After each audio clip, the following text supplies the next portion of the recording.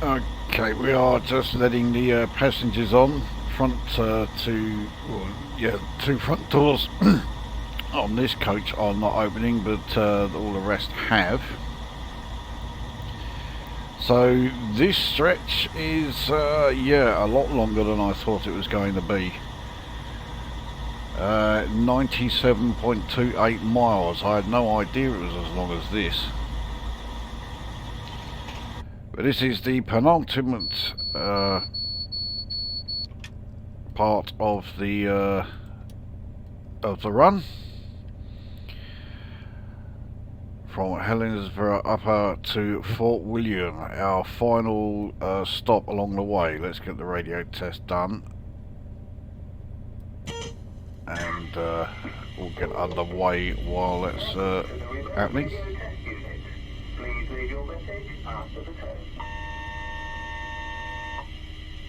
This is a NRN radio test call.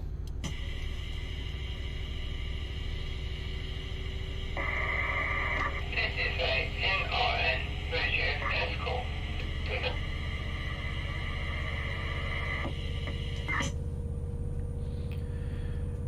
Yes.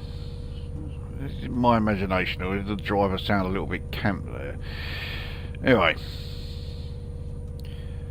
For the vast majority of this route, I think 45, which we are accelerating to here, is going to be the maximum speed we can do. I'll be pleasantly surprised if we ever get the chance to go over that.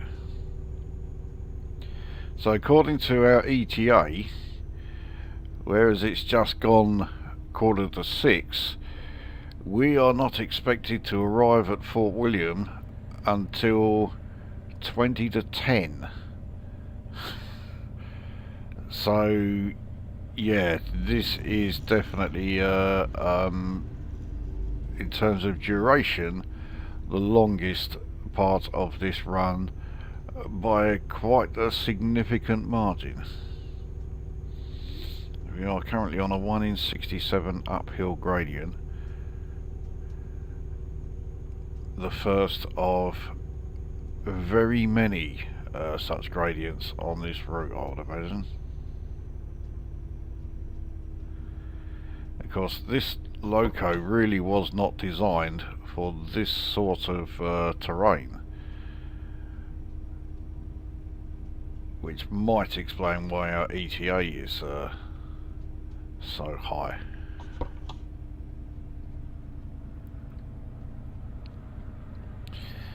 So again, I've not been paying attention. We have a 35 mph limit coming up. As it is, we've got that just fine.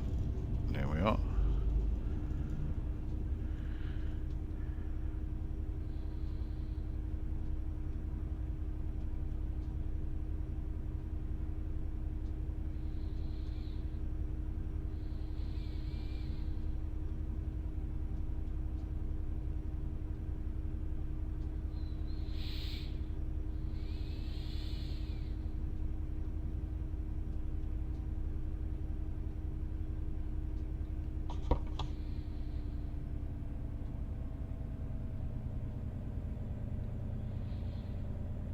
So yeah, we had a bit of a bump there. Currently going down a 1 in 68.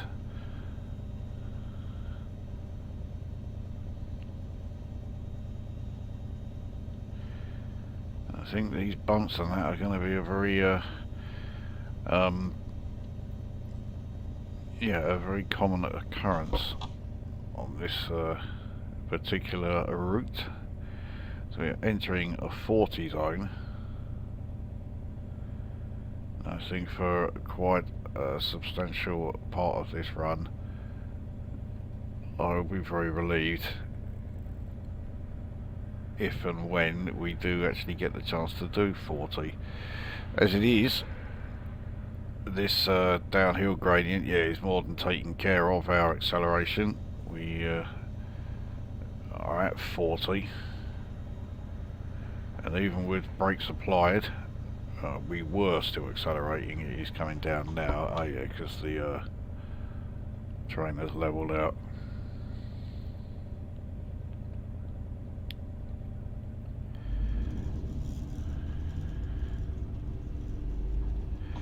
So I do have 4 questions. Yeah, I'm really going to have to stretch them out a bit to yeah, make them last the entire duration of this particular video. So I'm not going to rush into them.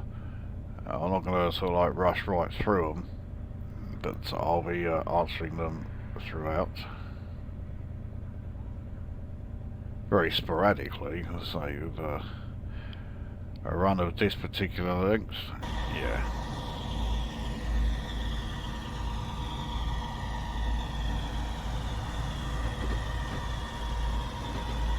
I certainly think we'll be getting quite a few exterior shots as yeah, we are in what must surely be the most scenic yeah, the most scenic, you know, railway within the entire UK. I can't see anything rivaling this.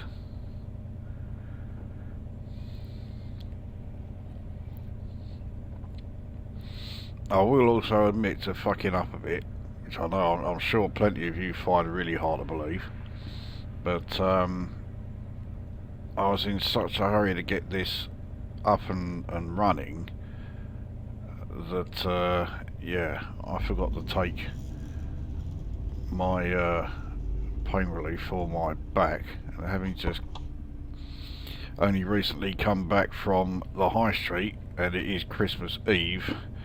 So, as you can imagine, it was absolute grotesque chaos. So, I'm going to have to take those while I am doing this.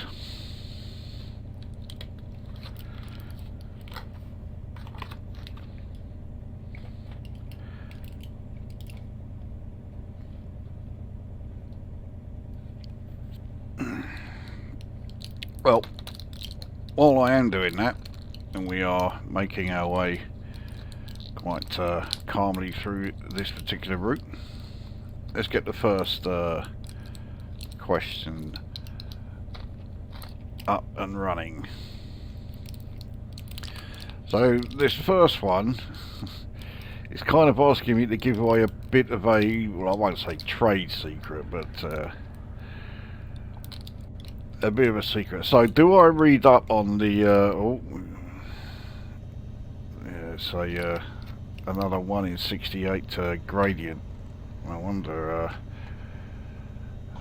another speeding thing. So anyway, yeah, do I read up on the train info, or is it you know, taken from knowledge that I've acquired over the years?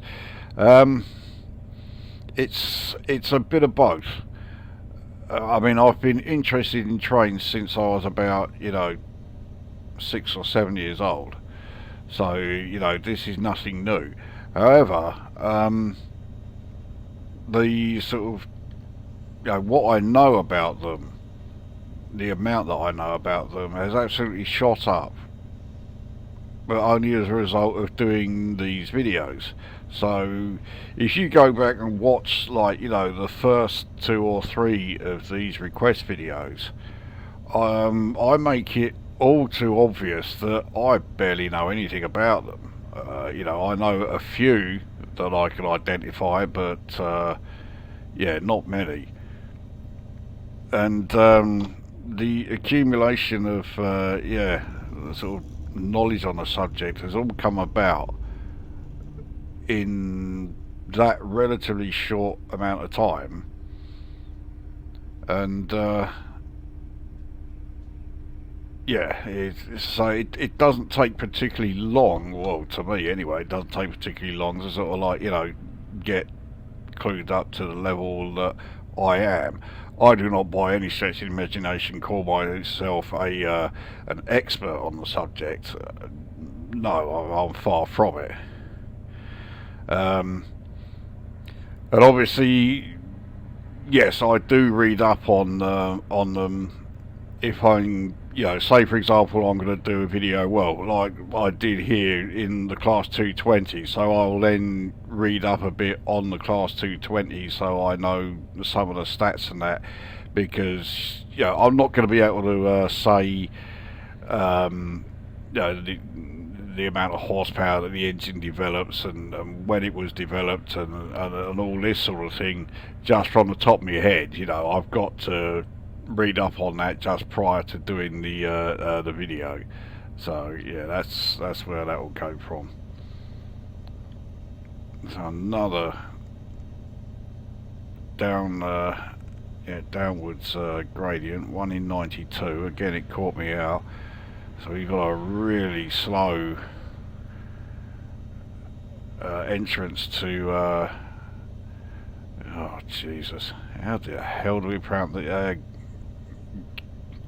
Garlocheed, or is it Garlocheed? Oh, whatever it is, it's that one, north, to be, you know, to be precise. Right, anyway, let's get these taken.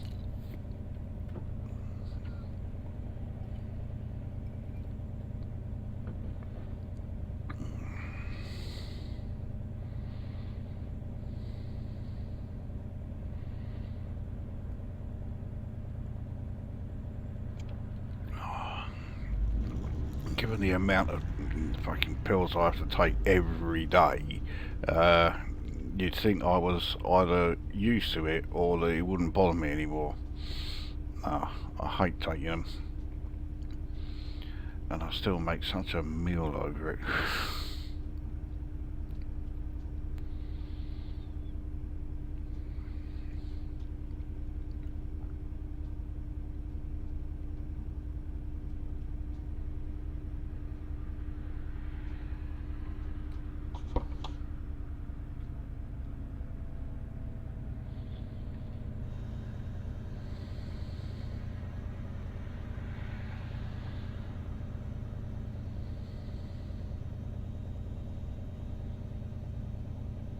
There we go, so we're fine for this 15 section. We should be sent into the avoiding line. There we are, as we have that Class 37 up ahead.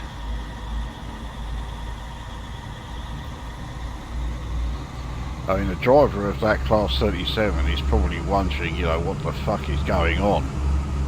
Why on earth is there a Class 22 or Class 220 here of all places?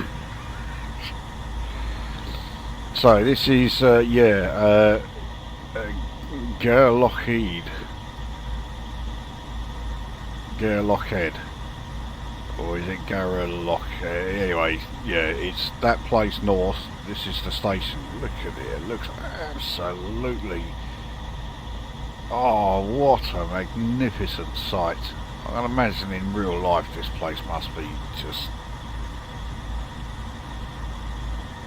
absolutely immense.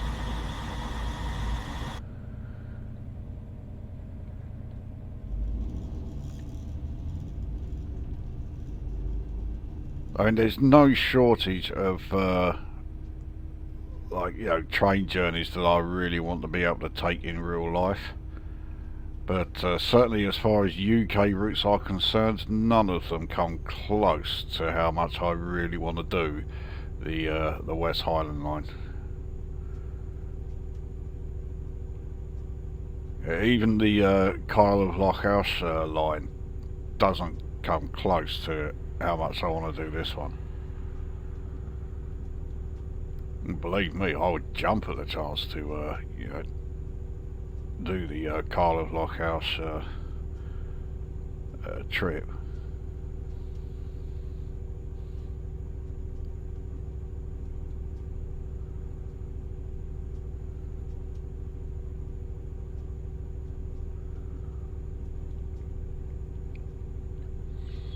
And yeah, when it comes to, like, you know, my bucket list, for lack of a better term, it's not a phrase I particularly like, but yeah, when it comes to railway bucket list, the number one thing on that is to be on a train going over the Forth Bridge.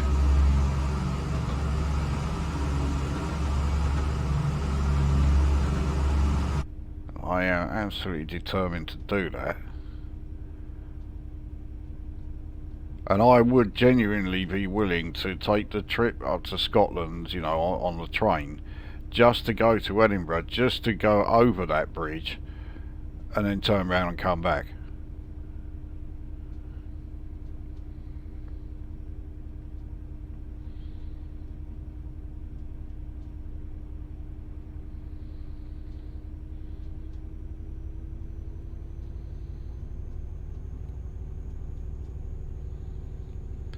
So the ridiculous thing about this particular route that we're on is that I've had it for years, and I've done several, actually I'm not sure if it's quite years, but I've had it for a long old while anyway, and I've done several runs on it, but I've never done the full length of it. And this section from Helensburgh to right here where we are, I've never even seen it before. That station that we went through, yep, never seen it.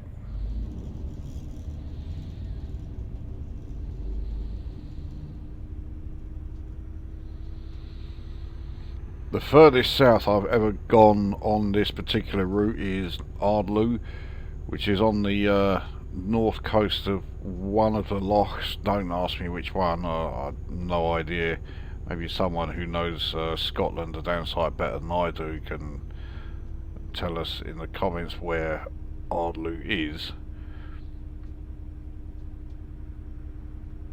But yeah, that is the southernmost point that I have, you know, been on in this particular, in this particular route DLC.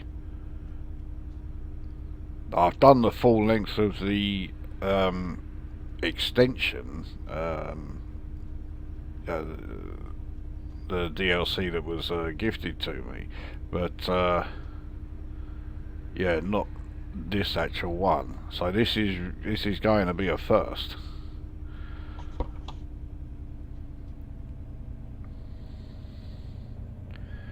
So we are fine now for the 35 MP8 section we are approaching. So, I mean, it's stating the obvious with this route, but you know, if you are one of those who likes, you know, the high speed intercity runs,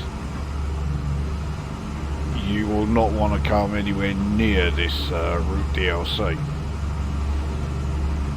But if you like your scenic routes, which, you know, I have said on numerous occasions that I do, then this is pretty much the pinnacle of the game as far as UK is concerned anyway.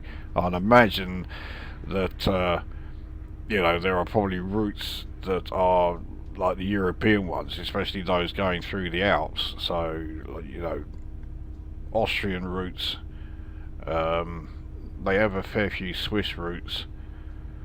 They have surprisingly few French routes, so I'm not sure if they have any of the French Alps there. But yeah, all I'd imagine the scenery on those is just, you know, monumental.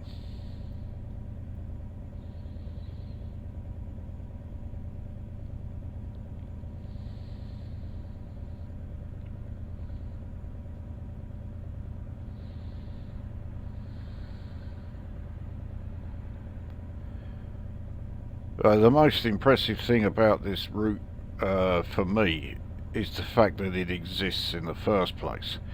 And can you imagine in, you know, the early Victorian era or early to mid-Victorian era having to, you know, work to lay this route down through this terrain? I mean, this is completely wild terrain, you know, there's no sort of like civilization anywhere. You're linking these tiny villages, and of course, It is an essential route. You know, these villages that it links up, they are totally dependent on this route.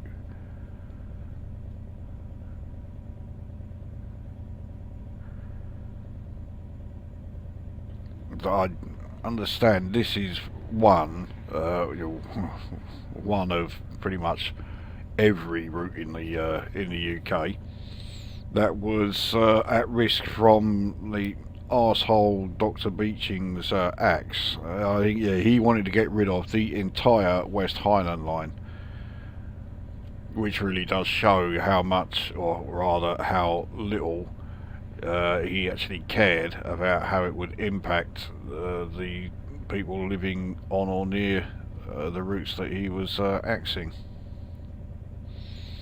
He had absolutely no qualms whatsoever about axing the entire West Highland line, and never mind, you know, the fact that it's a, you know, fantastically scenic route.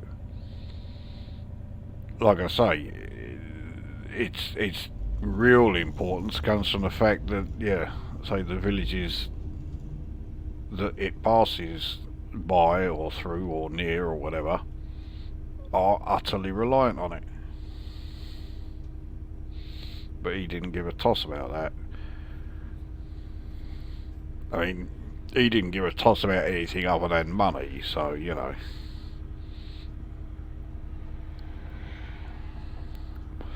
In many ways, he was the archetypal Tory, and that way, you know, caring about nothing but money, yeah, that's as archetypal Tory as you get.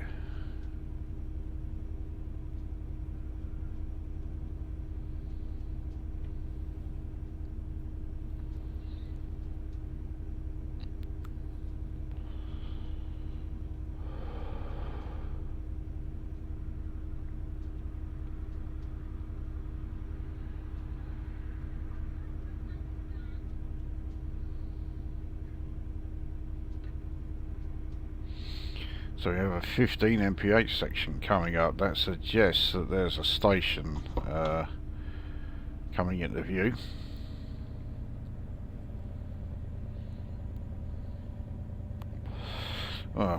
Glen Douglas, I can say that, yeah, that particular route, that does not look like a station though, because there is no way a station in this, you know, on this route is going to have an avoiding line.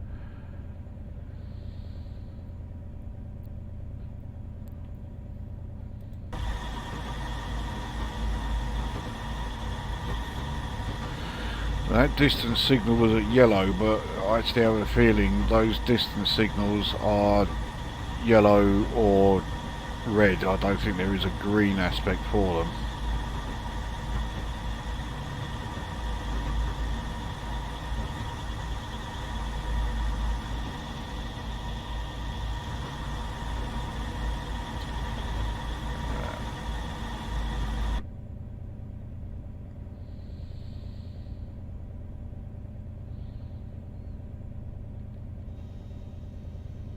Every time I've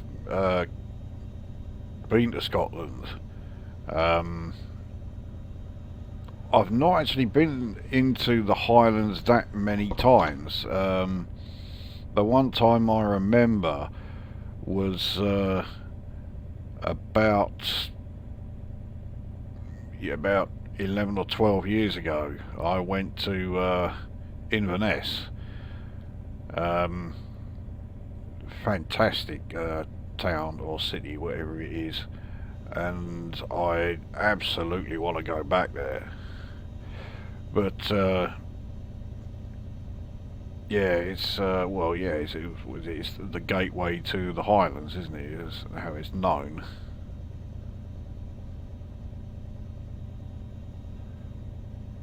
So I have a horrible feeling. So yeah, we are speeding briefly, but I have a horrible feeling I've just gone through a red light. I really do have a hard time reading the semaphore signals.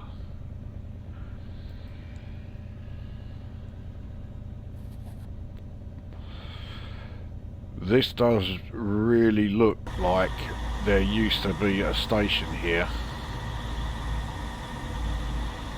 why would this be set up like this if there wasn't a station here?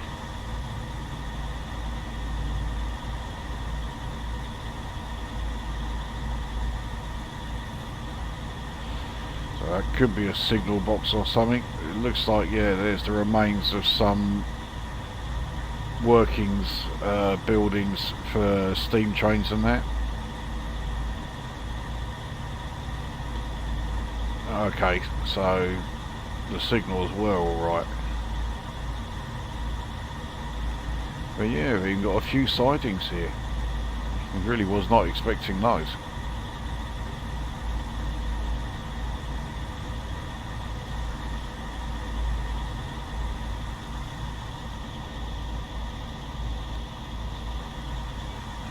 I have no idea what any of these buildings are all about.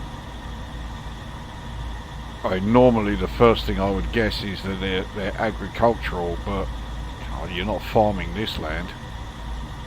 I mean, it could be cattle farming, I suppose. I mean, you're certainly not growing crops here, that's for sure.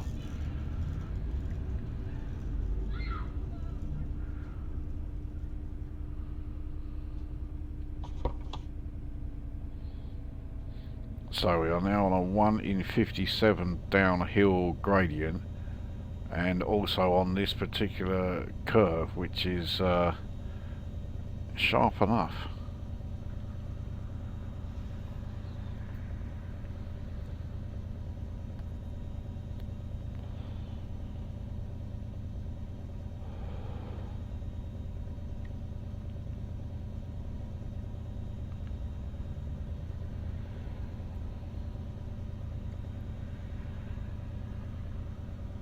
So we've been on the go for a reasonable amount of time, and we have done less than 15 miles.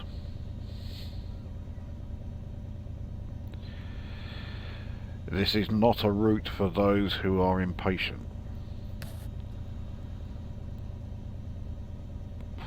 That said, patience is a virtue that I am not overly enamoured with, and I certainly don't have very much of it.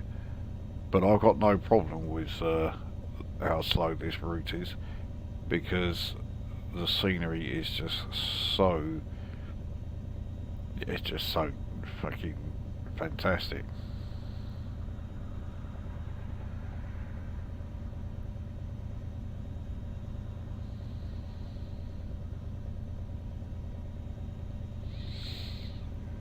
So we're entering a 40 mph zone. So, I released the brakes just too early. I mean, this 1 in 57 gradient means we're going to be picking up speed at quite a rate, so I'm not even going to bother accelerating.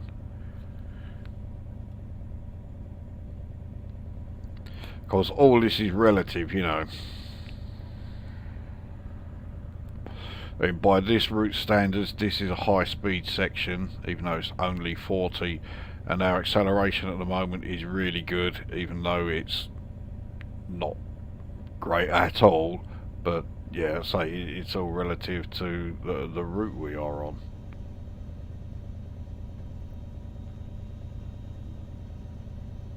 So we may be in a high-speed train, but yeah, high speed on this line is very, very different. But what really gets me about this route in the game is that this route is not particularly resource hungry. It's not particularly demanding. You know, if you've got a lower end PC, whether it's desktop or laptop, and you're looking at all the amount of scenery that's being rendered, and yeah, okay, the amount of it can slow you down a bit, but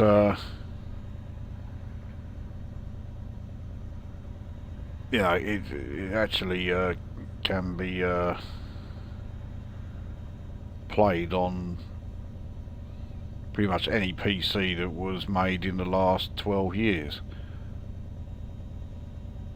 such as mine. I mean, there are parts of my PC that are 12 years old, and it's has no problem with this one. And the thing is, I've got two routes which, when you start quick drive scenarios, you get a warning about how they are very memory intensive and all this. You don't get that with this one. And I would have thought this used up a lot more resources than either the Chiltern line or the East Coast Main Line, Newcastle to Edinburgh section. And those are the two routes that display that warning.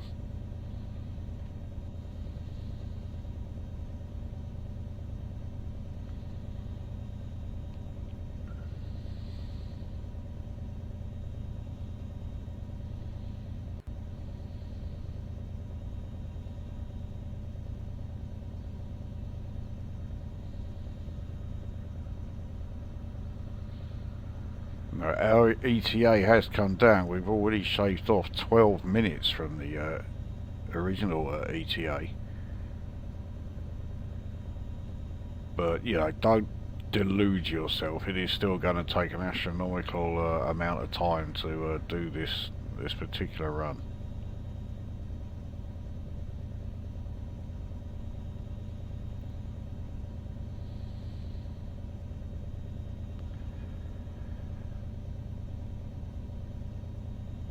So 81 miles to Fort William. When it gets to below 80, we'll go on to the next question.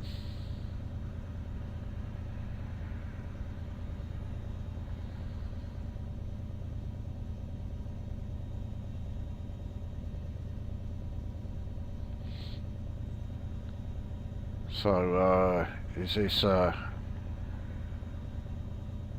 Arachar and Tarbert North, the next station. But once we've gone through that station, then yeah, we'll cover the next question. In a way, I kind of wish I'd done this as a live stream, and then I could, you know, maybe take extra questions from those watching. But it's not a live stream, so I'm not going to waste my time thinking about it.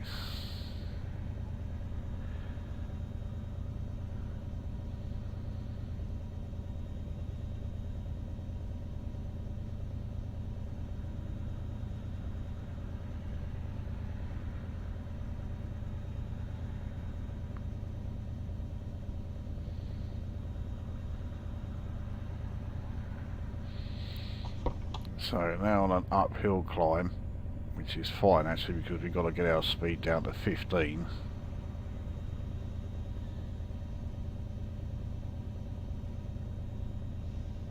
I think we're going to manage that easy enough.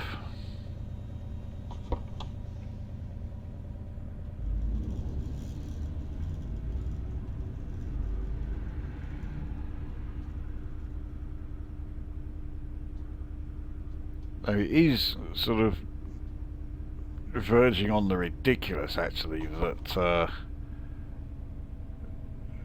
we are in a class 220 on this route.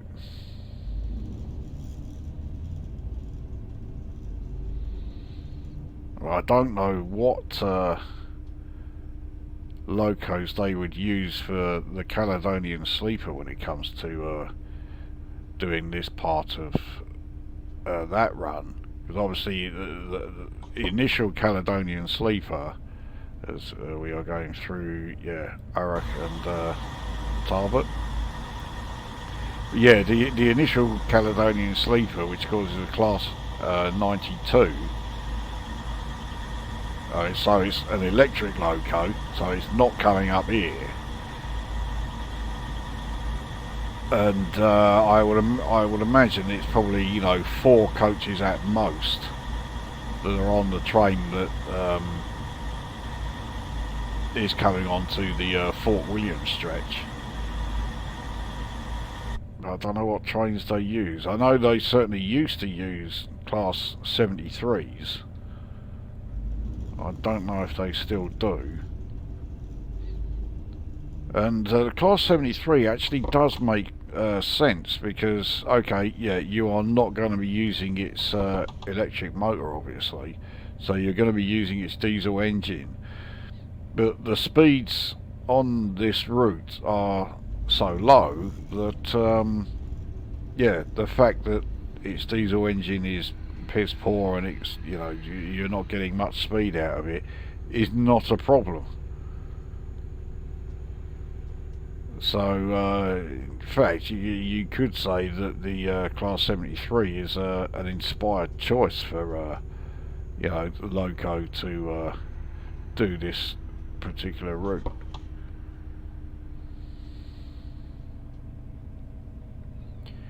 Anyway, we have a question to answer. So this one, have you seen any odd freight or carriage combos? Well, I could sort of, yeah, unfortunately I could answer that one very quickly, because the answer is no, I haven't.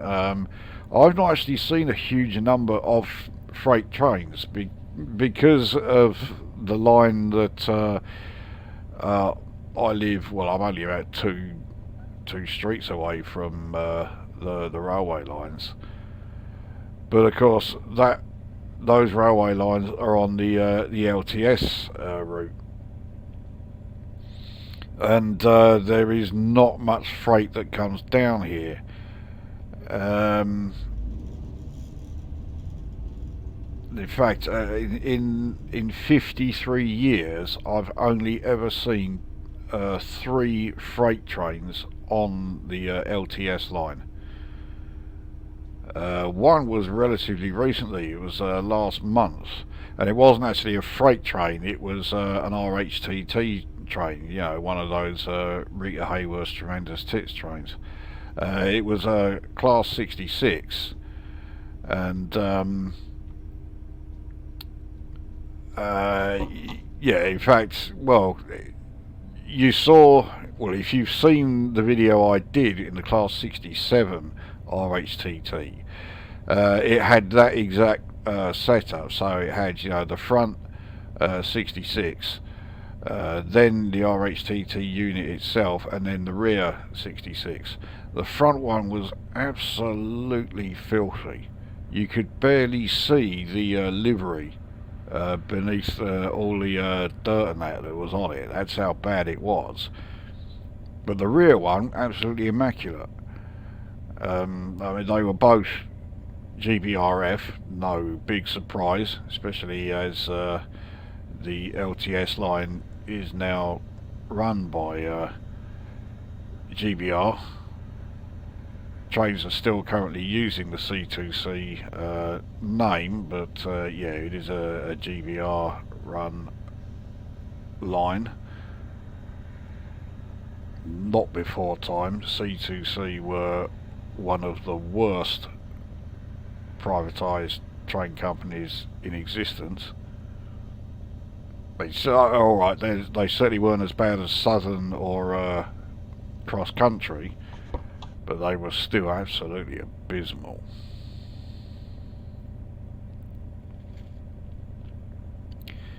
So yeah, I've not seen a huge number of freight trains, and the other line, of course, that comes to Southend, it doesn't go through it because it terminates at Southend, is the yeah, the line that takes you up to Liverpool Street and joins the Great Eastern. But again, we don't get a great deal of freight trains coming down that one. I think the freight would probably turn off and use one of the other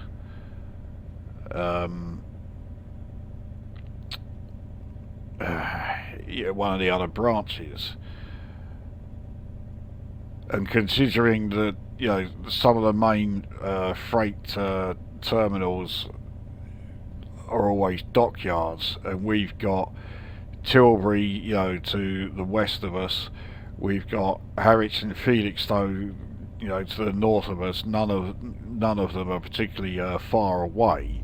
So it's just, yeah, it all comes in by road.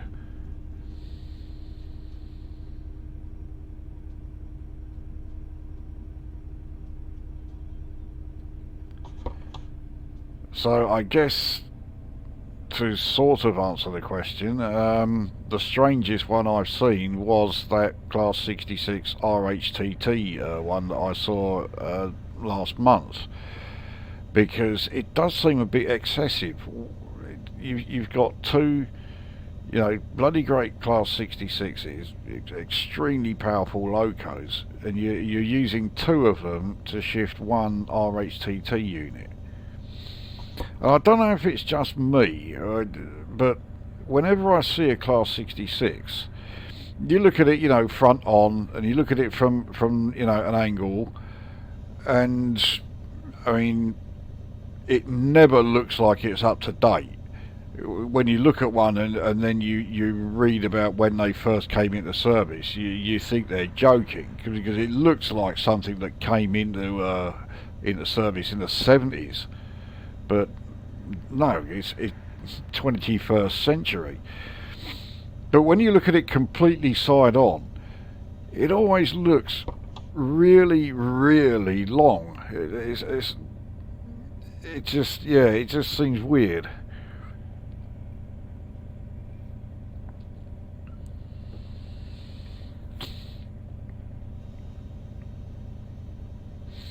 While on the subject of Class 66, today, Christmas Eve, as I mentioned earlier, Armstrong Powerhouse started their sale, and I was determined to get the Class 66 in that sale. Of course, it's one of the few things that is not included in the sale, because I think it's too recent. So I was gutted about that. I did pick up a couple of others, but yeah, the 66 was one that I really wanted. But I don't have it yet.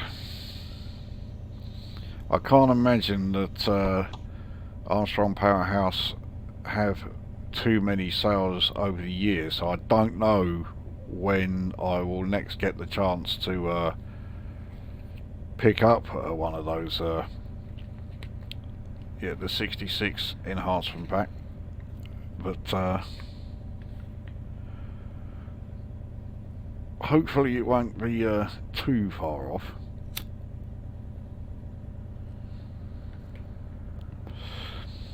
The first of a reasonable number of tunnels on this route. Rather like that particular one. None of them are hugely long.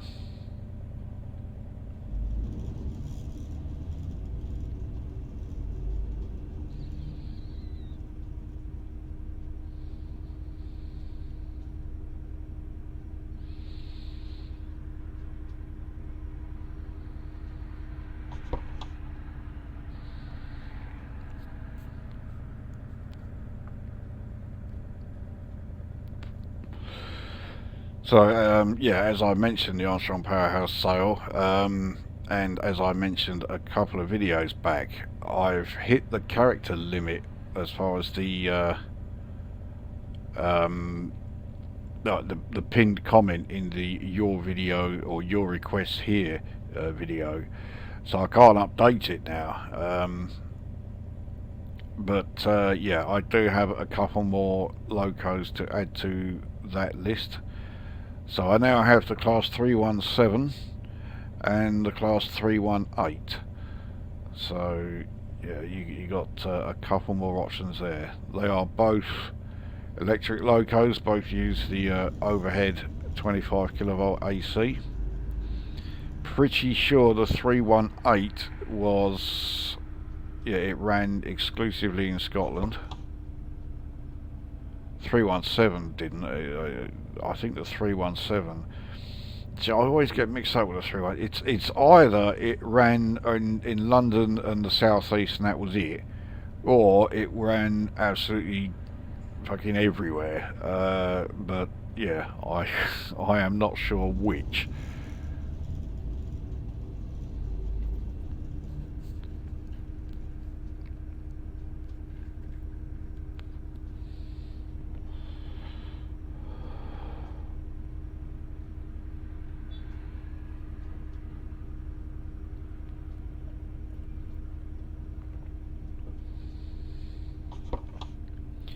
But I'm hoping that by this time next year I will have certainly everything that I want from Just Trains, unless they release something new, obviously. I think there's a reasonable chance I'll have everything that I want from Armstrong Powerhouse. And I've already got everything that I really want from Dovetail Games, as far as, like, you know, Steam purchases. There are still a few DLCs on Steam that I'm semi-interested in. It's more a case of, certainly with like 2 or 3 of them, it's a case of getting them for completionist sake. But actually, I'll tell you, like, 2 of them are because there are freeware routes that really interest me. But yeah, their requirements mean I would need to get yeah, these 2 route DLCs, and it is the only reason why I would get them. So but those freeware routes in particular, they look more than good enough to justify getting them, especially at a sale price like they are at the moment, because you're not spending more than a £5. So Ardlew is coming up, so this is where I started when I did my first, well, I think my first and only video on this route. So we're coming out of the section that I am unfamiliar with, the Ardlew North. Actually, I think, yeah, all this north business, yeah, that's, you got, instead of platform 1 and platform 2, you've got north and south platforms. So yeah, the station is just Ardlew.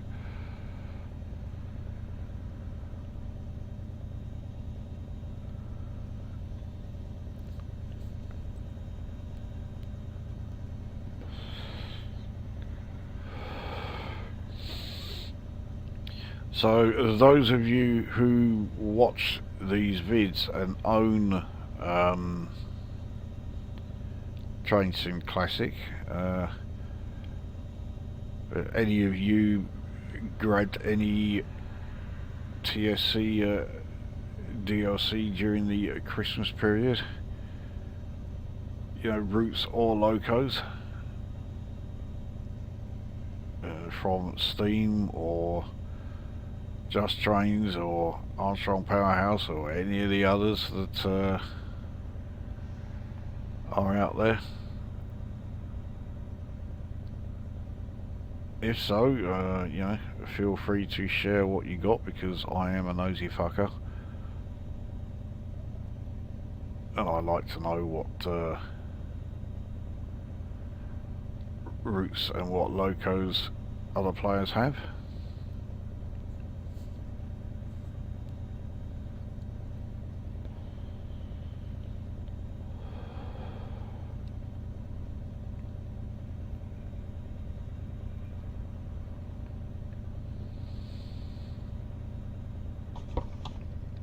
Don't think I want to be yeah, taking the brakes off completely yet. We're on a 1 in 66 downhill.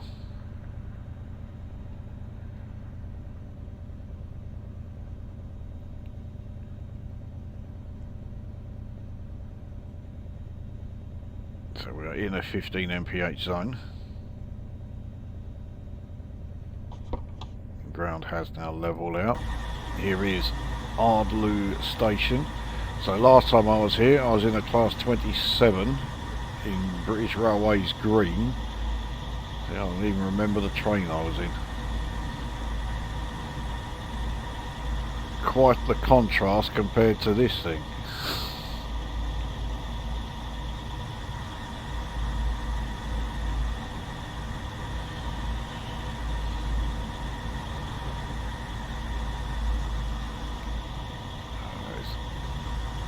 Glorious scenery here.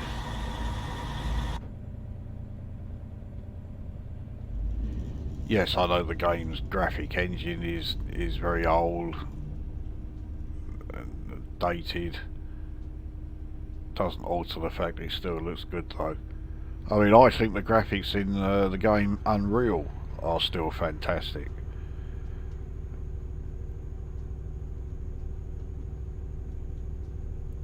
And the moment in Unreal when you first leave the was it the Vortex Rider, isn't it, the ship that you crashed in? When you first leave that and you see this huge expanse with the waterfall and everything, I think it's still one of the greatest moments in gaming.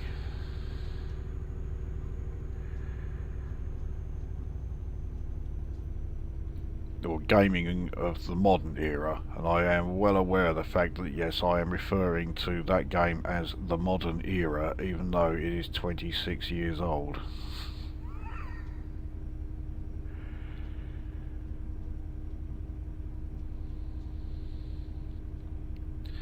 So on a 1 in 68 downhill, actually no, it's a 1 in 68 uphill, I think. Yeah. So easy to get uphill and downhill mixed up.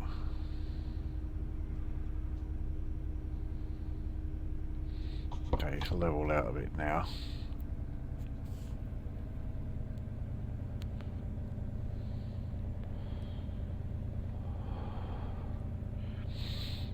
But I have a nasty feeling, especially if that ETA is anywhere near accurate, that yeah, when it comes to doing the extension part, and we do the final leg of the trip from Fort William to Mallaig, we're going to be doing that at night.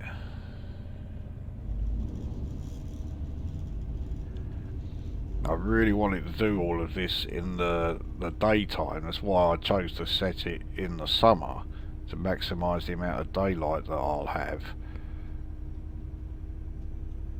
And because yeah, well, once you're into the Scottish Highlands, you really want to be able to see the scenery.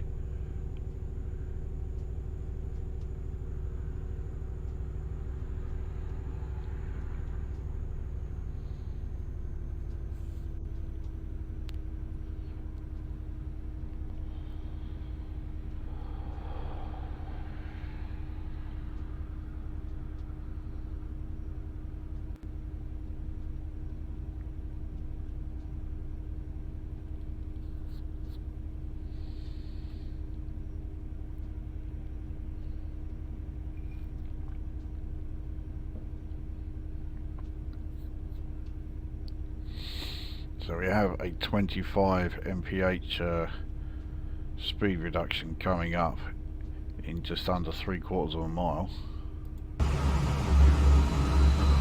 It's almost certainly due to terrain. It's not because yeah, we haven't got any stations or anything going up, not for a while.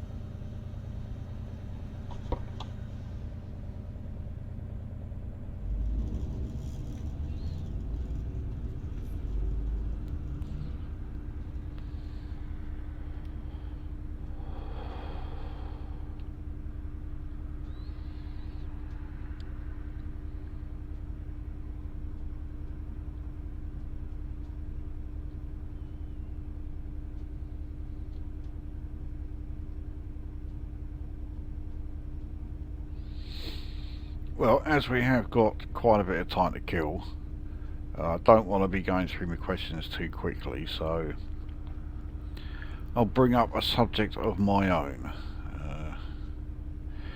Christmas music. What is it about this time of year that means that, you know, good taste just gets completely flushed down the carsey, and some of the most horrendous dirges ever recorded in the history of recorded music becomes popular. And this year really is a first for me. This is the first year that I can remember where I have not heard Slade's, I can't even remember the name of the song, but I have not heard that Slade song all year.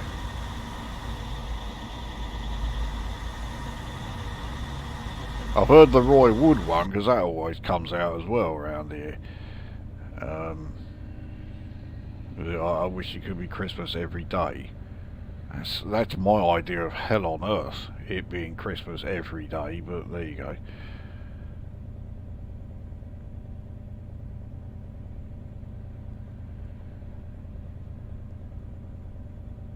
And the worst thing about that song is you can clearly hear there was no real effort put into it, because it's nigh on identical to See My Baby Jive. It's just he's changed the lyrics.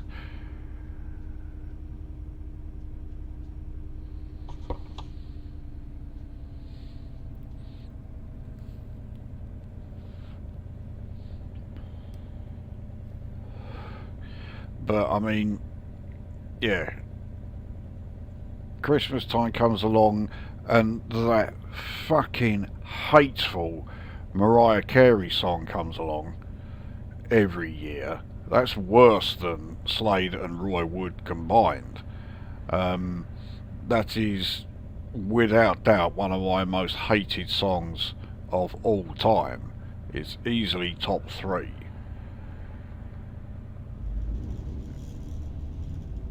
It's just such a grotesquely hateful audio experience. And the thing that makes it so unbearable is something that you absolutely cannot escape during Christmas time, and that's the sleigh bell sound. I really hate that sound, and I hate the way that television programs, I mean, admittedly I watch so little telly these days, but television programs always add that unbearable sound to their theme tunes. Why do they feel the need to do that? I don't think there are that many people who like that sound, and no one thinks that a piece of music is improved by the addition of sleigh bells. So why the fuck do they need to add it every Christmas time?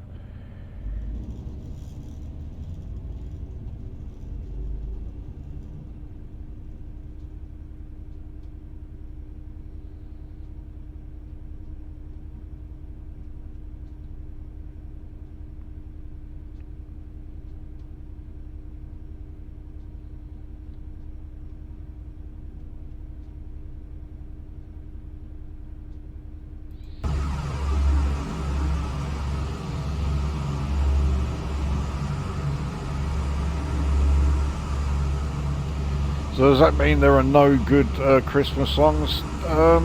No. I can think of 2.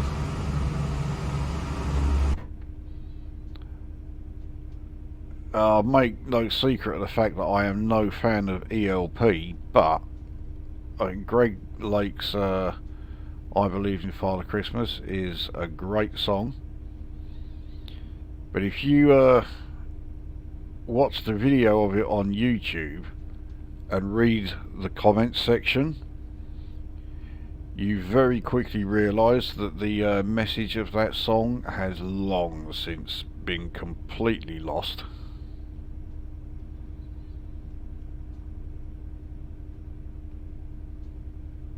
But yeah, I think it's a great one. And the other is Jethro Tull, Ring Out Solstice Bells. Great song. Really good song. It could actually be argued that it's not really a Christmas song, which is fine by me.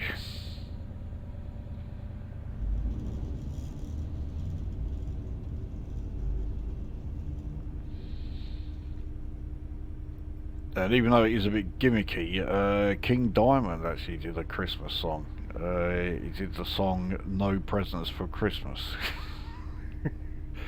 Is it one of his best songs? No, not by any stretch of the imagination, but King Diamond is one of those who, he can do no wrong in my books.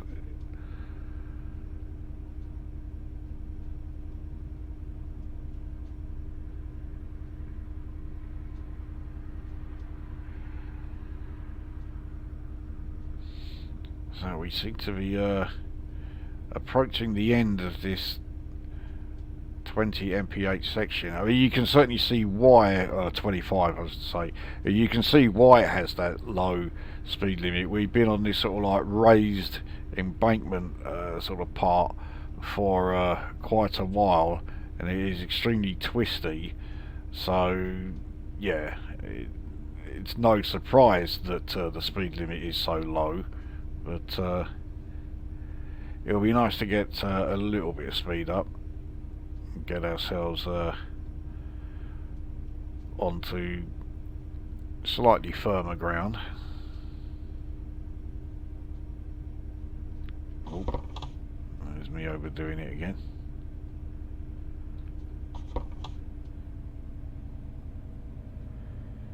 So 1 in 73 uphill gradient. So it's not quite as steep as it was, and it did catch me out. And I said in a comment at the end of the last leg of this trip that yeah, I knew I was not going to get a clear run on this or the final leg of this trip. So that means I failed to get a clear run at any stage of the Behemoth Run.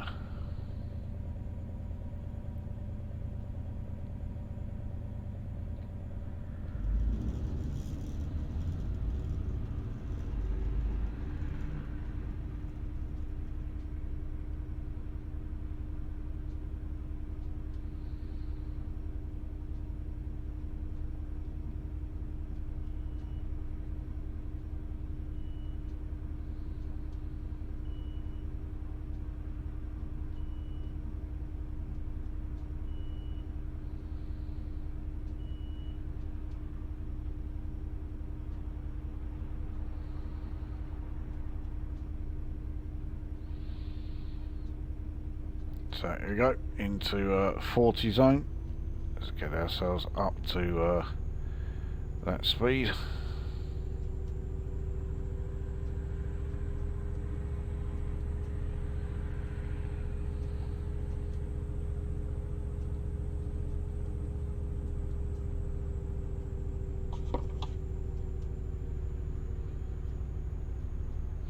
Yeah, it didn't exactly take long to accelerate. So we're now on a 1 in 60.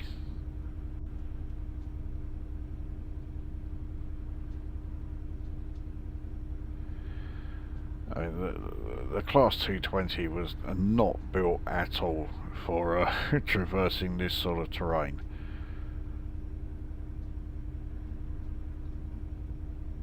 I'm quite surprised it's doing as well as it has been.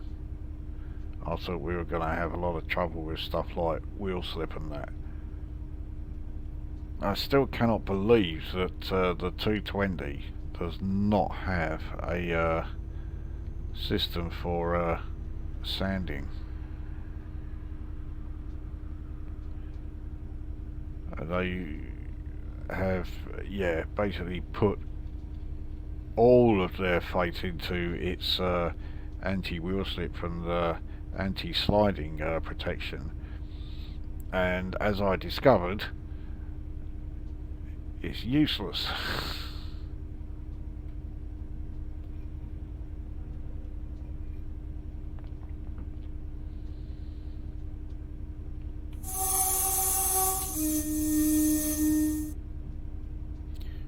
expect to see a whistle notification here. Whoa.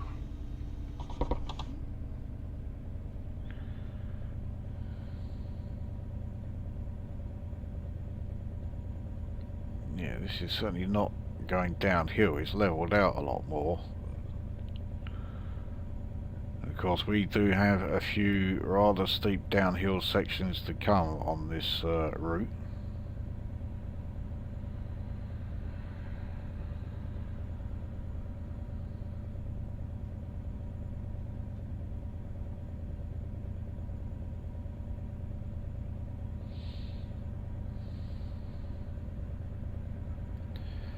So Cranlarich is the next station.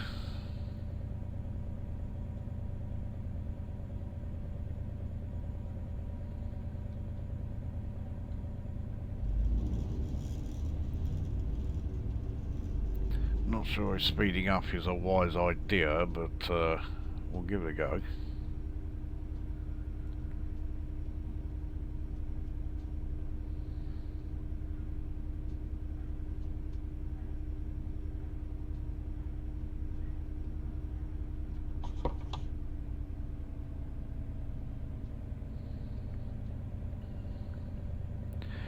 So we are going to be, okay, I thought we were going to be slightly downhill, not 1 in 66 downhill.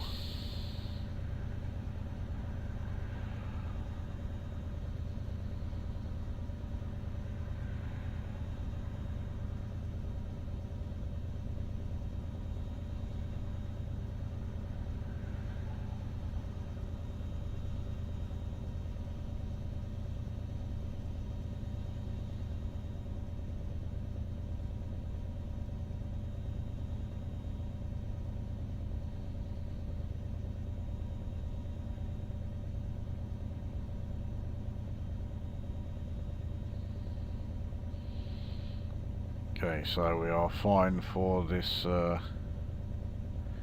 15 mph limit.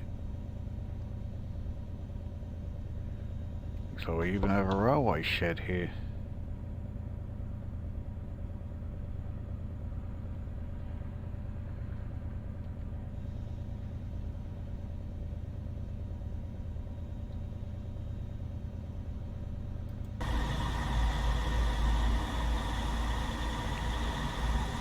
Yeah, we have a class 37, very much your regular loco for this this line. Do like the R37s, great great locos.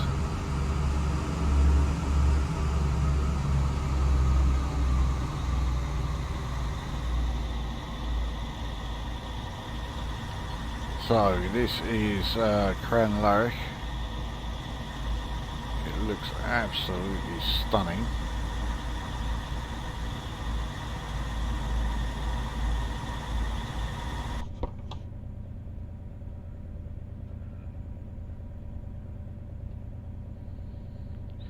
I'm not sure where that, where this is heading to.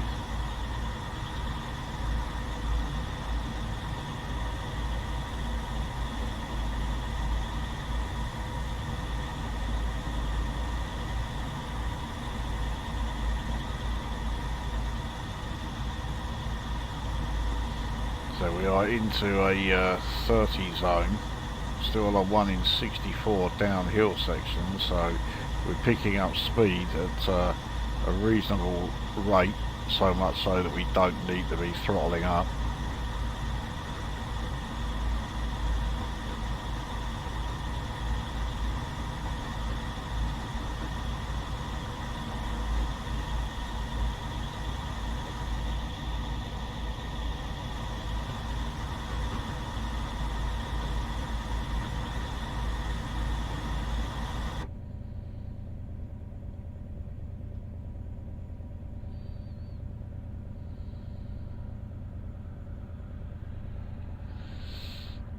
Well, it briefly levelled out there, but in fact, yeah, we're now going uphill. 1 in 78.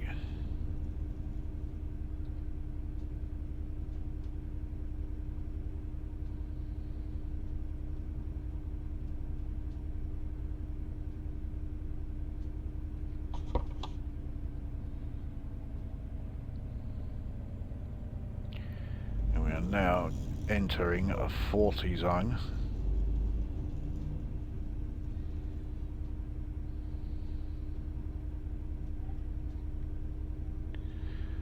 Let's get ourselves up to about 38.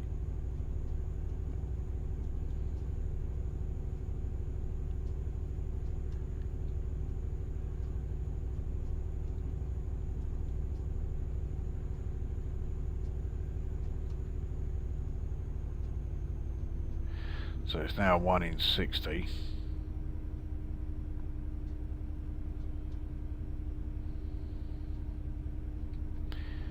Let's get ourselves up to 40 anyway, so there we go.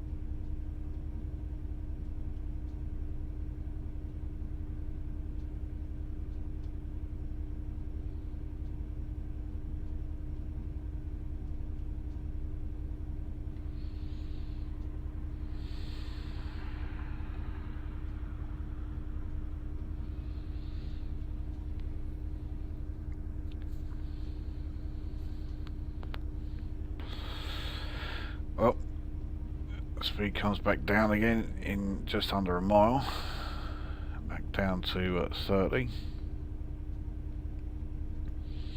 ETA is continuing to drop.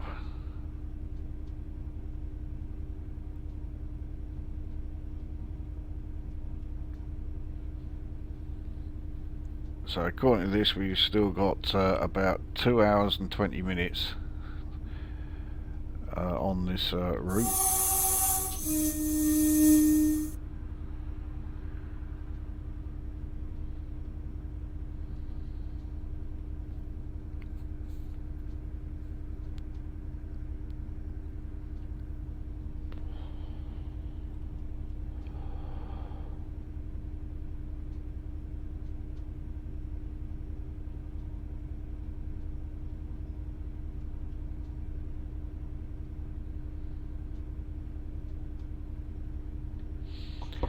I suppose it would have if I did start actually braking for that.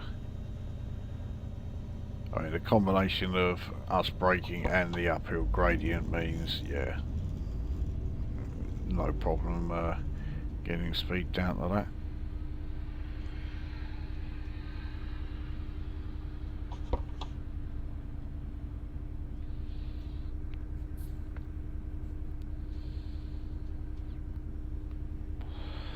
In fact, this 30 zone doesn't last as long as I thought it was going to. So we are going to be able to go back up to 40 in just over half a mile.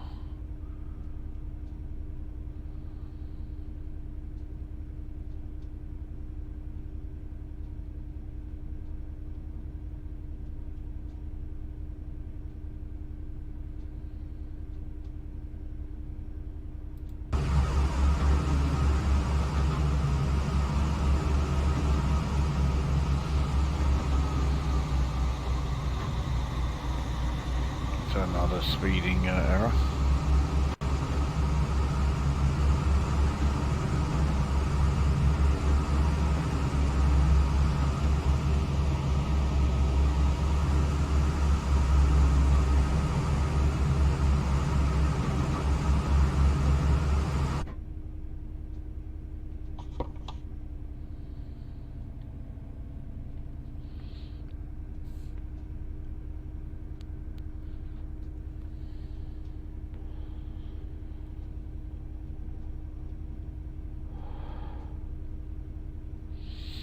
So entering the 40 zone, it is quite short though. We have another station coming up, so again another 15 mph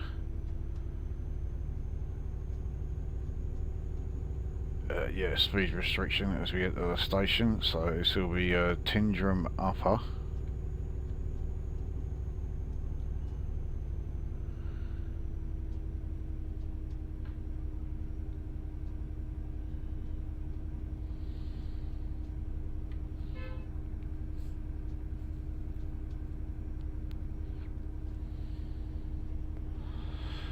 So does that mean there is a Tyndrum Lower station?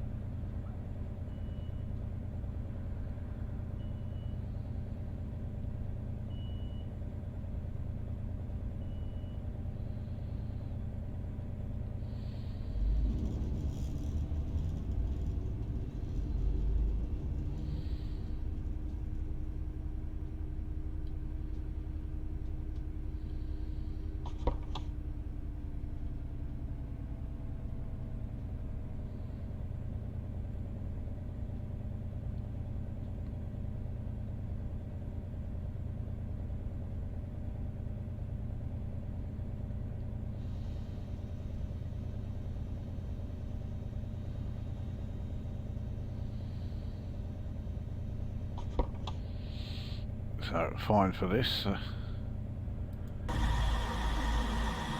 I was wondering where that line came from. I was too busy watching the speedo to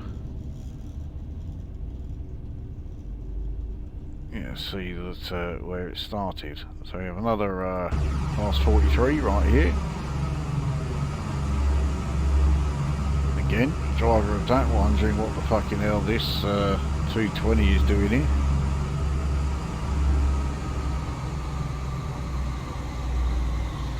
So this is Tyndrum Upper.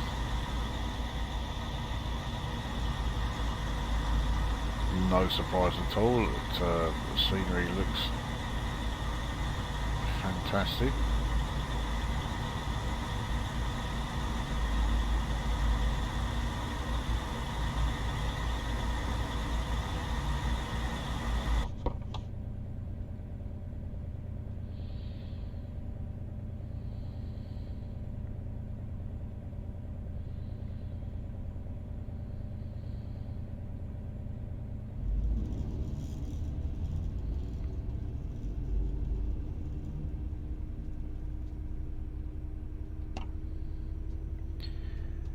Certainly not going to need to stay in notch 4 for very long, but I figured what the hell, let's get it into top speed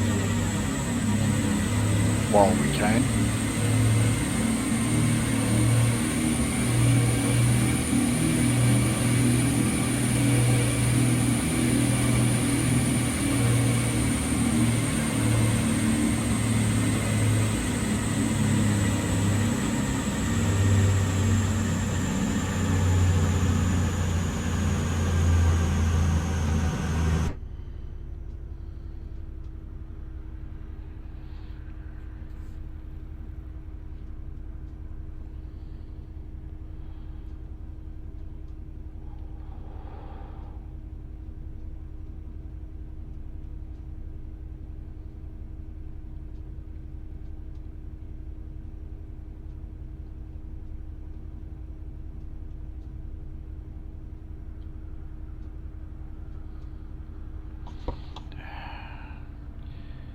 Again, not paying attention.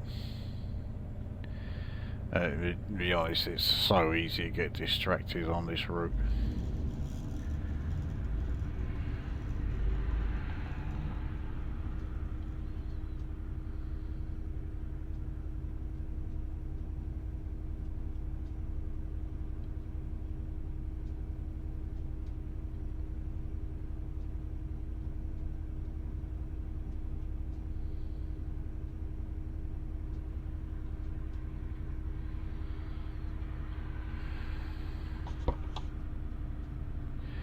So now on a 1 in 63.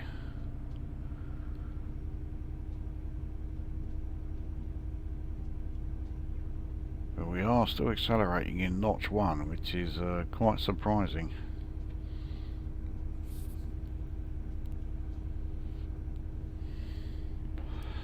However, we are soon about to reach the summit of this particular hill we're on. And then we are starting to go downhill. Here we are. So downhill 1 in 55.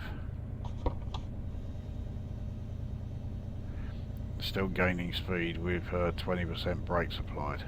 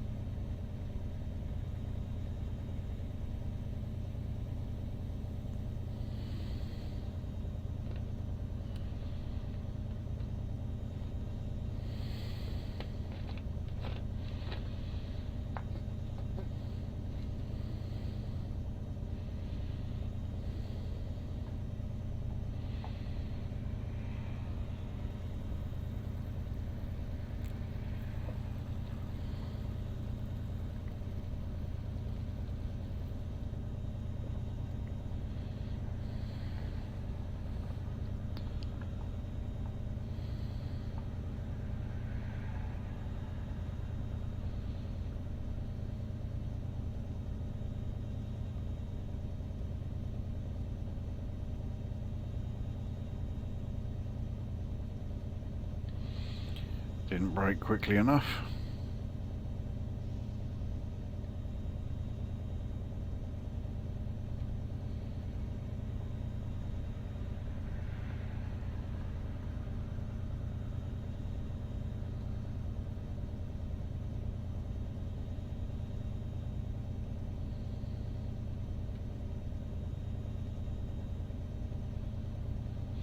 There you go, imagine living there. I could handle it, no problem, but there's probably a fair few that would rather not.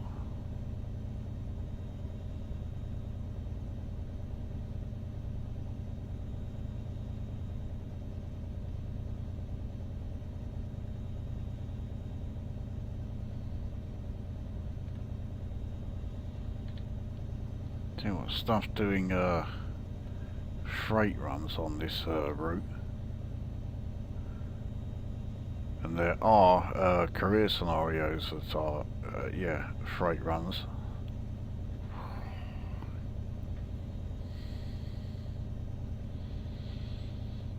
Yeah, I think I'll leave those to players who are significantly better at this game than I am.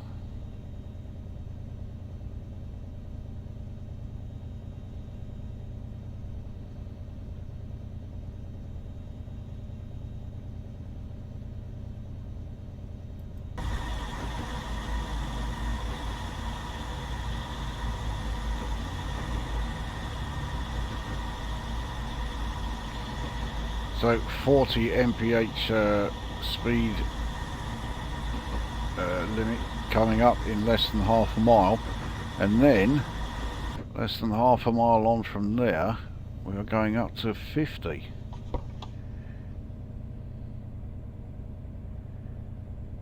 I suspect that 50 limit is not going to last very long, but yeah, certainly take advantage of it while we can.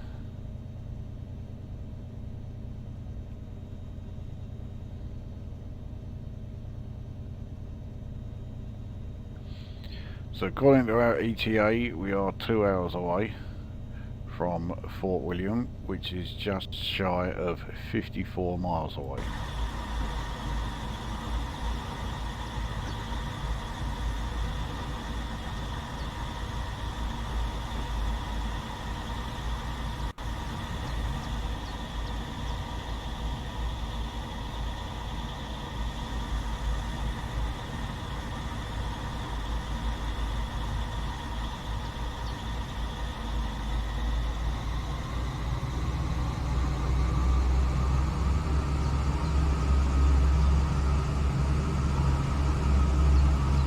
So into the 40 zone.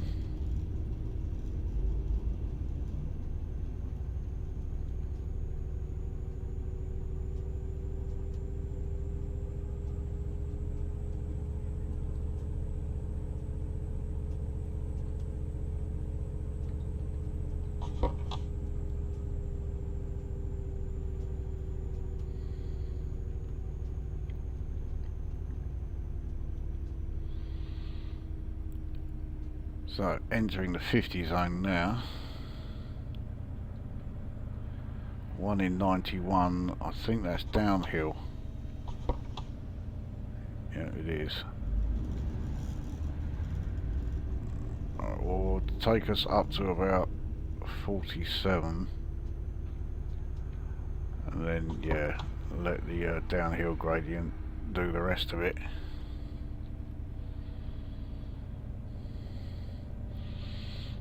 Yeah, this is alright. This is moving along at a pretty good pace.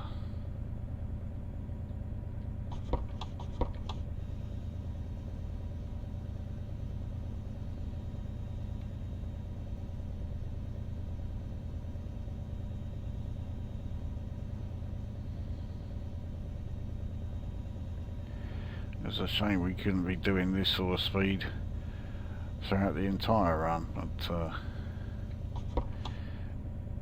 yeah, the geography does rather dictate that yeah, no chance. Looks like another station is coming up.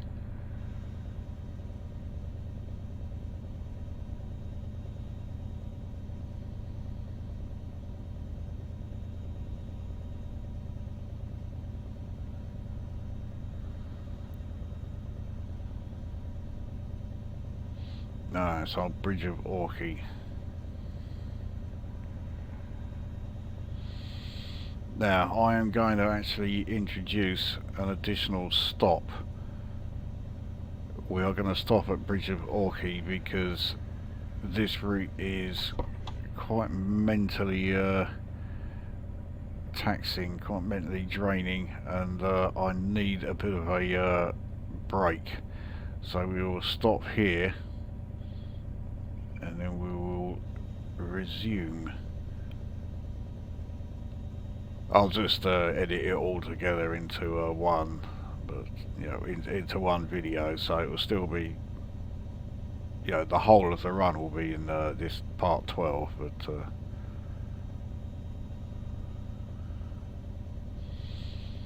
it's probably time I started braking a little bit harder.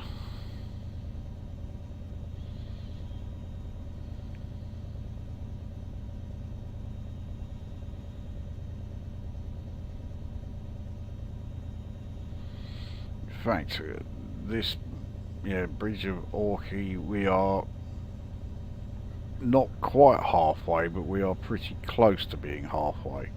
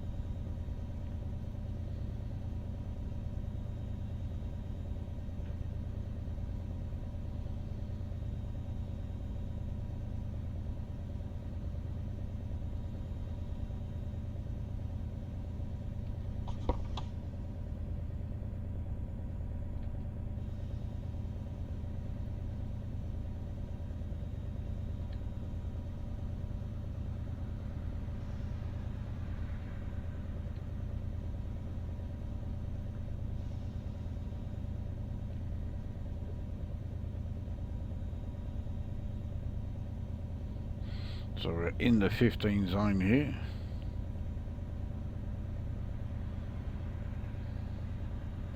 No class 47 this time.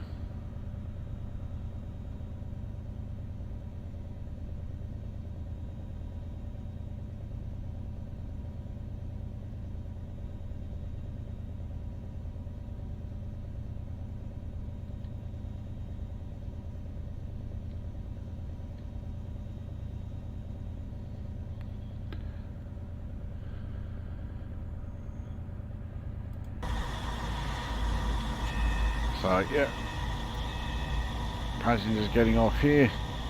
Anyone getting on for Fort William or Mallaig? And yeah, I'll take a break. We will be back, well, as far as this video is concerned, straight away.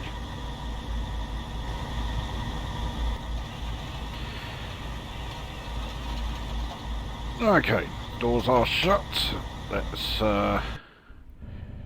get back underway after that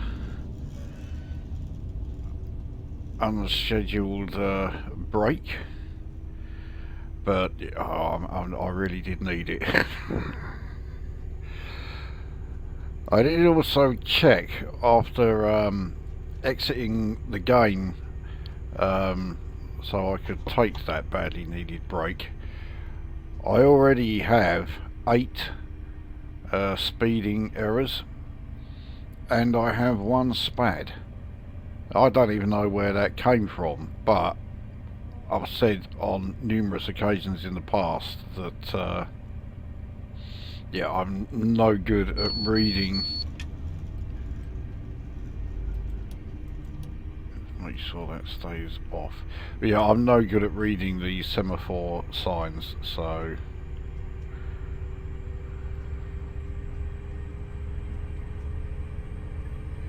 yeah, getting SPAD errors is not that big a shock.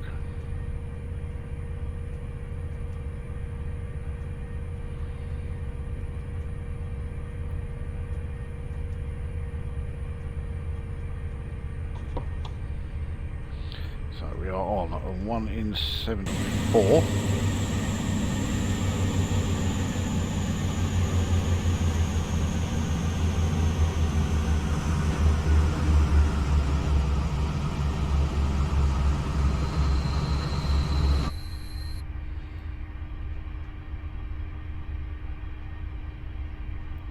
So, oh, Jesus Christ. Everything is yeah, set up in the cab as it should be. Just for some reason the isolated safety systems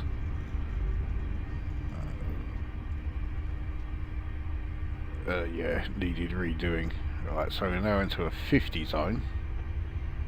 So we can actually get some decent speed up.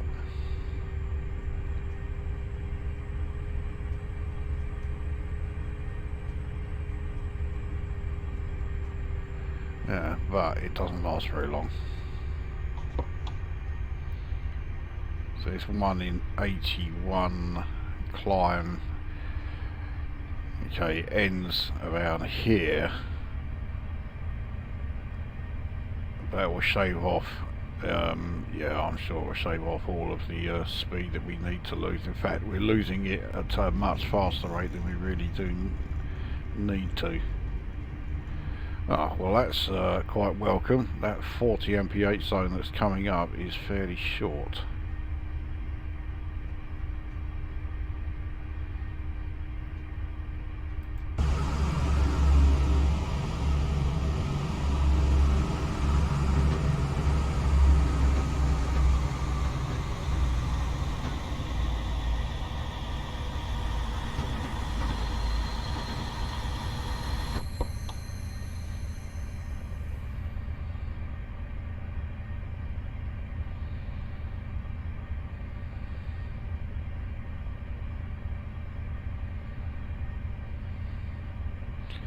So according to the ETA, we are about an hour and 45 minutes or so from Fort William.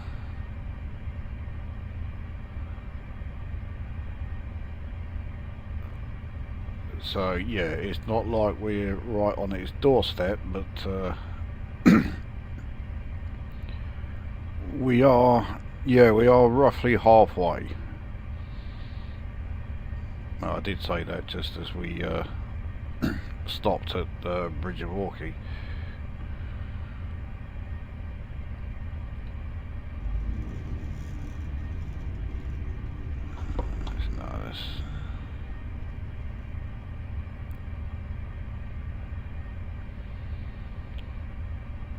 By usual speeds on this particular route, 40 is not a terrible speed, so even though, yeah, we could have started slowing down a bit later than we did, doing 40 mph is not terrible. This gradient of 1 in 114 means that when we come off the throttle, our speed drops quite suddenly, but when we apply just notch 1, the speed goes up quite a bit, so we are constantly having to switch between notch 1 and off. It has now leveled out, so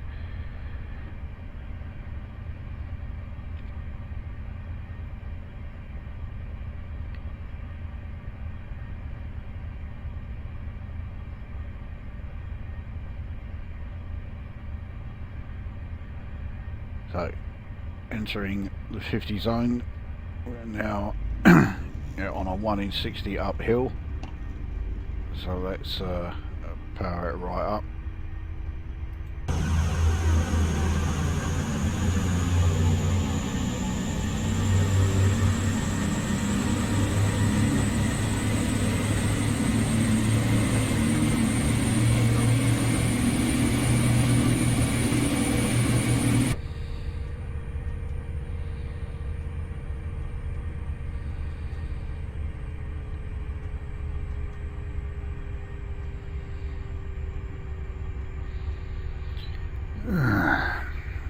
Now this 50 zone is not lasting too long either, but with us being on a 1 in 66 climb, and that will be continuing beyond the 40 mph marker there, we can we can hold off the braking for a while.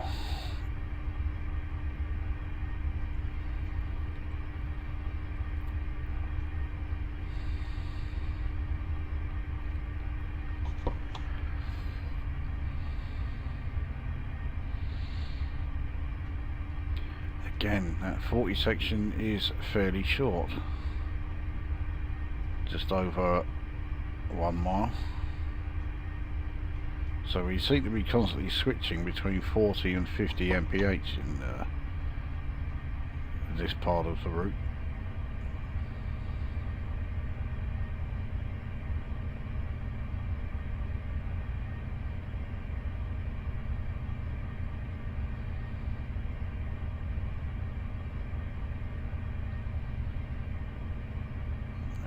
So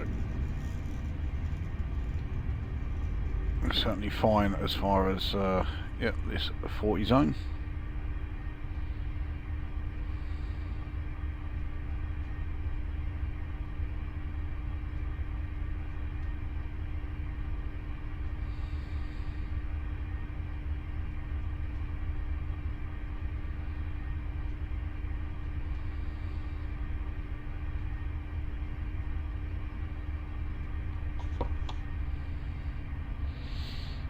Speed absolutely nosedives when we put the throttle into the off position.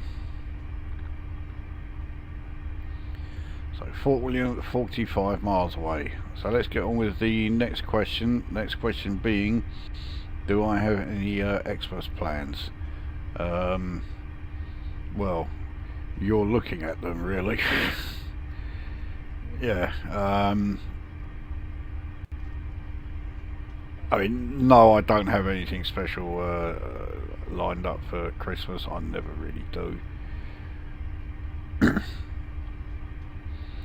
So yeah, I will be treating it pretty much as any other day really. Yeah, I've got nothing lined up, not going anywhere, not seeing anyone.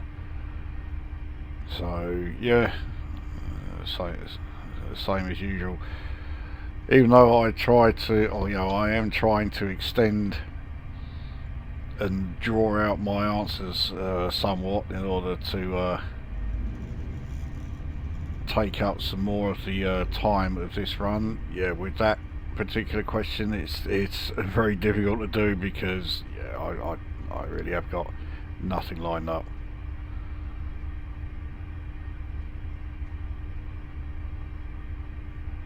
Finishing the Behemoth Run, that's something that I will certainly be trying to do, and then trying out some of the new DLC that I have, because I have not had the chance to try all of it yet.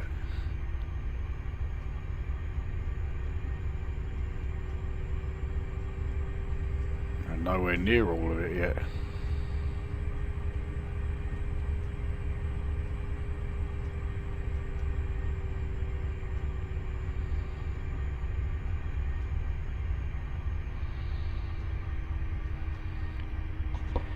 So yeah, yeah, it's a short answer to that one.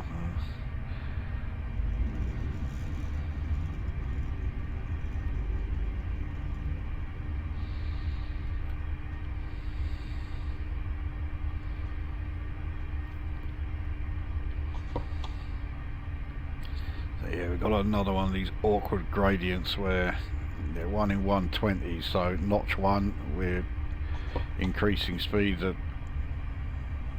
a pretty quick rate, but yeah, as soon as we throttle down, we're gaining speed at a pretty quick rate as well, so we're constantly having to switch between the two.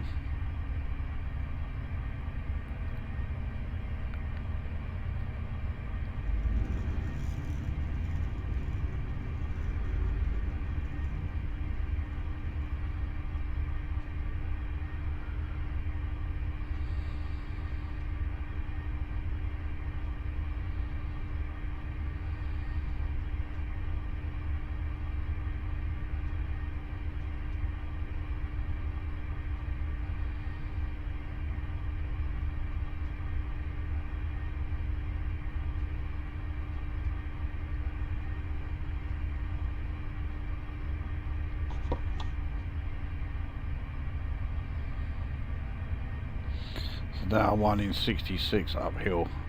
Well, I think now, yeah, put it into notch 1 and we're all right, but it's leveling out pretty soon. In fact, once we are past this signal, in fact it has already leveled out. So past the signal box here, I'm wondering if this used to be a station. It certainly could have been a station there, but I'm not sure. I think that might just be a signal box.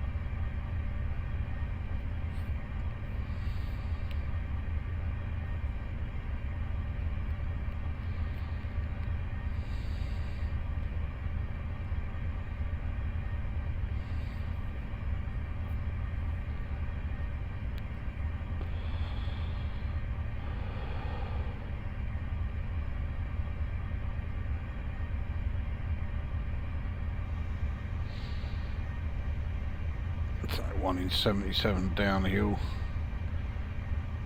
20% braking is actually slowing us down at a good rate. That's alright.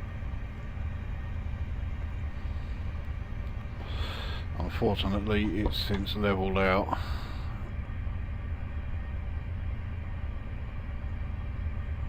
Well, actually, no, it hasn't levelled out, but it is a lot less steep than it was.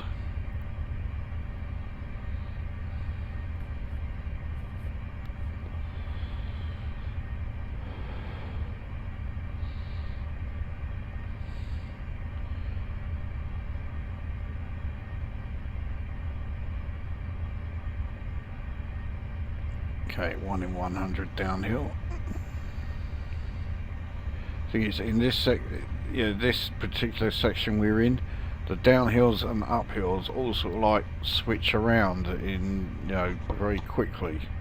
So yeah, maintaining your speed is a lot easier said than done.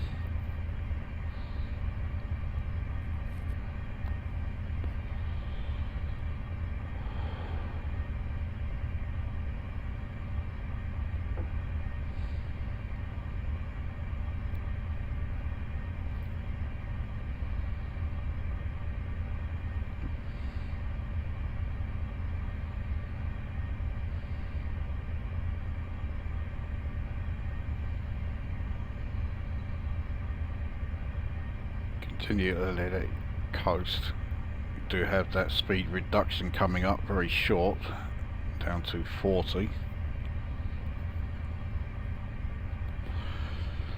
Looks like the gap between that 40 and returning to 50 is shorter than the length of this train.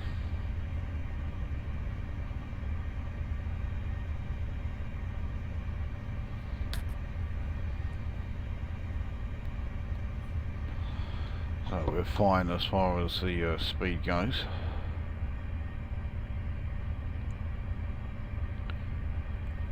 It looks like that curve might be the reason for it. Actually, no, it's not. Well, I haven't got the faintest idea why that speed reduction was there.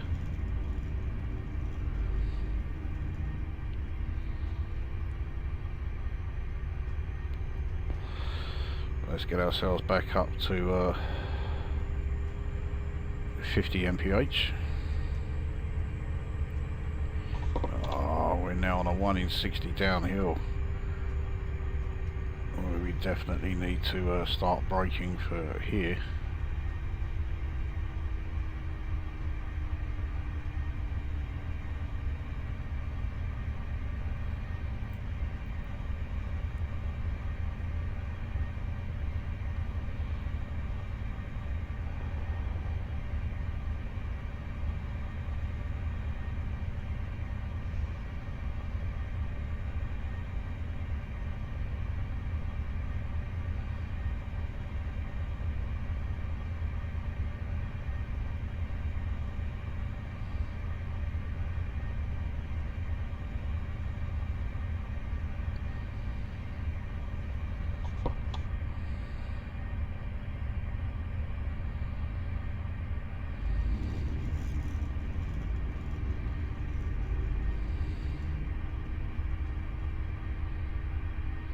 Okay, we have another downhill section coming up pretty soon.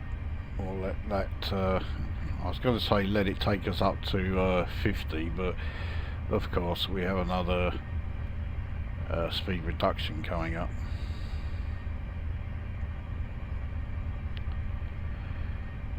So, right,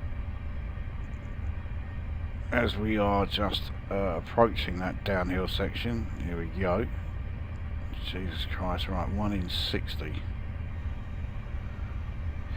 Right, next question. Yeah, so, yeah, do I remember the old public information films?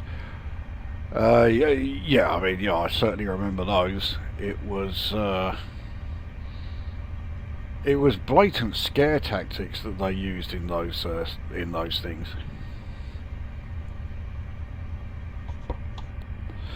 you know, get the little bastards to do what we tell them by absolutely terrifying them and saying this is what happens if you don't do what we say. Some of them were a bit ridiculous because, I mean, anybody who thinks it's a good idea to play frisbee when you're standing next to a load of high-powered electrical pylons, I do kind of feel that you get what you deserve if you do that. Yeah.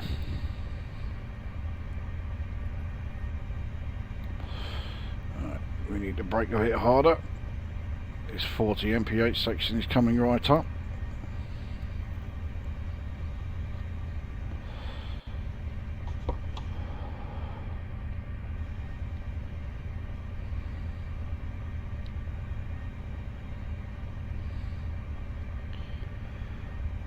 So yeah, but I don't remember any railway specific ones. I mean, I'm sure there were some, because I mean there's plenty of scope to say, you know, don't do what we say and you're going to end up, you know, having a train come along and decapitate you, or you know, or anything along them lines. Yeah, they got plenty of scope for you know, putting that into their messages.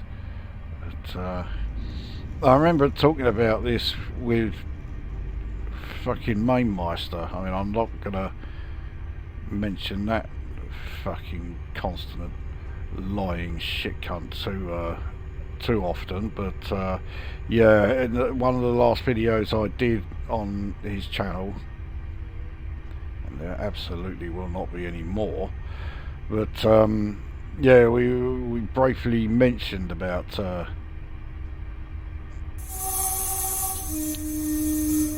yeah, public information films, and to be honest, they do really need to come back, because if there's one thing social media has really told the world, it's about the only thing that social media has successfully told the world, it's that the vast majority of the global population are so fucking stupid that we need these public information films now more than ever before. So we are approaching Rannoch station, and there we are. We have our almost obligatory class 37 now.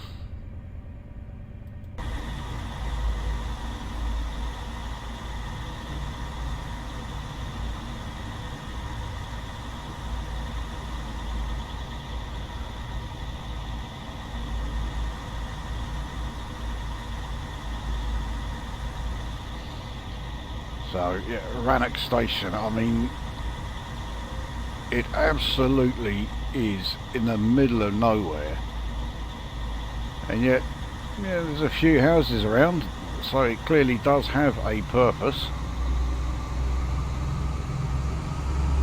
and I suspect they don't get very many class 220s going through that station. So we're on a 1 in 50 uphill.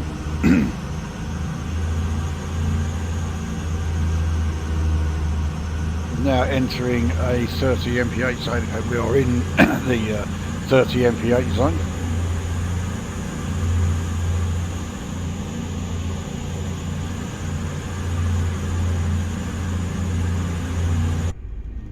And we do have a 50 zone coming up in just over half a mile.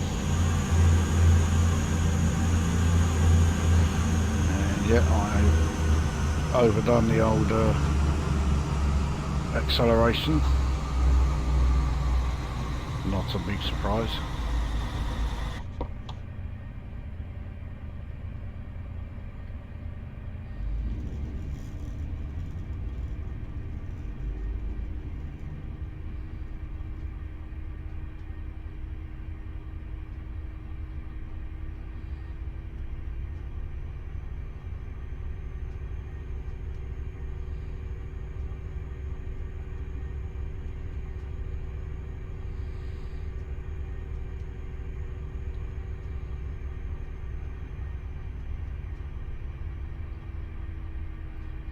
So it's 1 in 53 uphill, but we're not losing speed that slowly. I mean, alright, we're in notch 1, but on a gradient this steep, I'd have expected us to need to be, in fact, probably even further than notch 2 in order to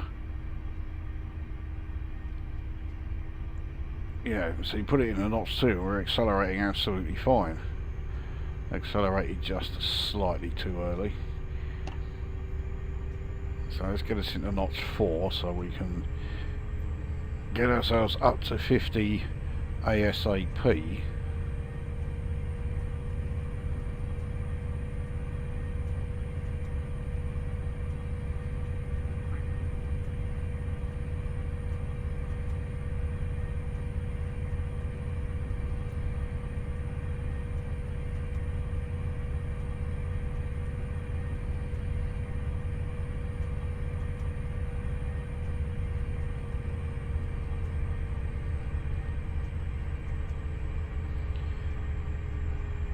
Fairly crudely done tunnel.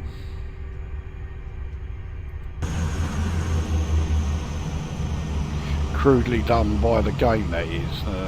Yeah, that didn't look great.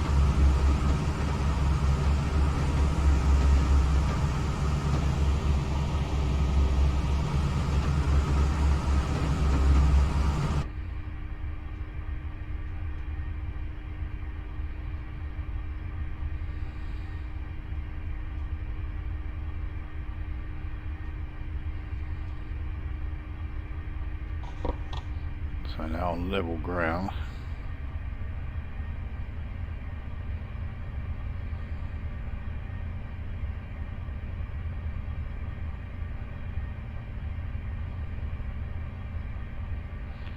Let's get ourselves back up to 50, and then we got another uphill section coming though. So I don't know how long we'll be able to coast like this, and the answer is not long at all. So it's now 1 in 79 uphill.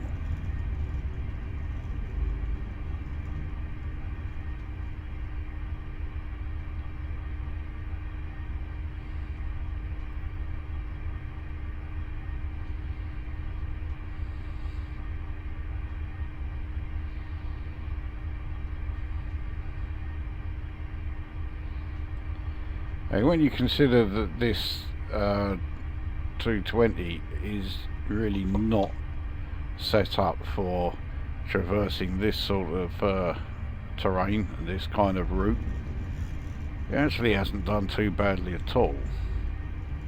I thought it was going to struggle far more than it has.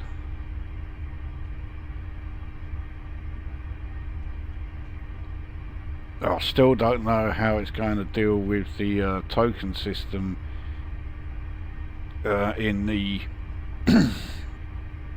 in the final stretch when we are going from Fort William to Mallaig, but well, I guess we will find out in just under 31.5 miles.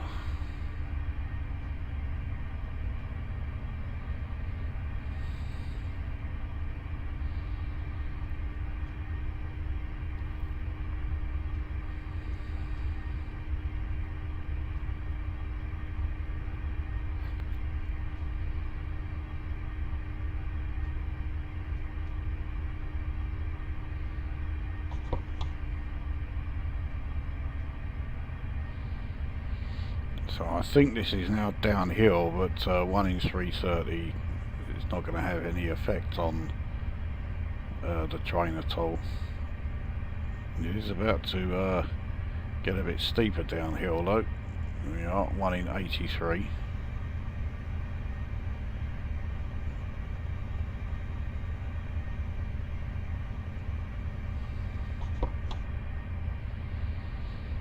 Let's get ourselves actually into the 50s.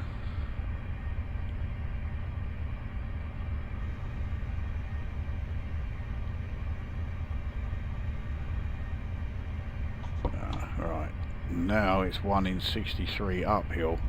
So yeah. And because the terrain is so rugged, we are constantly having these like very quickly changing gradients, not just the actual amount that the gradient, you know, the steepness of it, but the direction of it as well.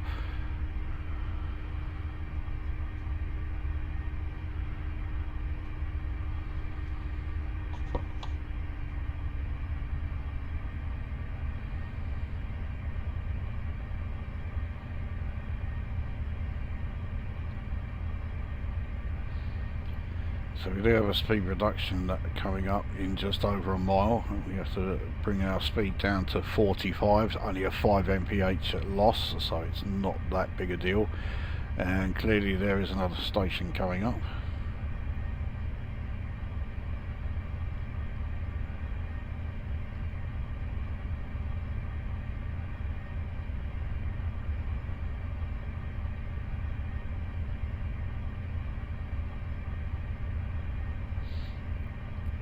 So, Corra station by the looks of it. Corra. It looks like a very small station indeed.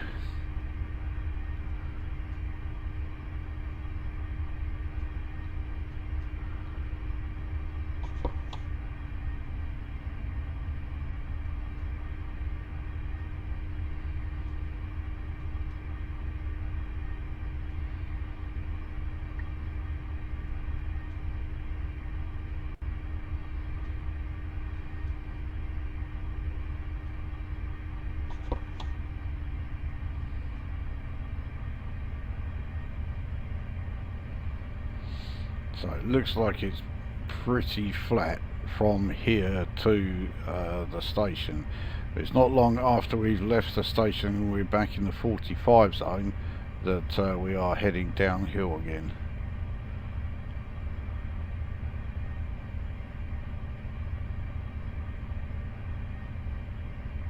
And just looking at the surrounding areas here, this really is a station in the middle of nowhere.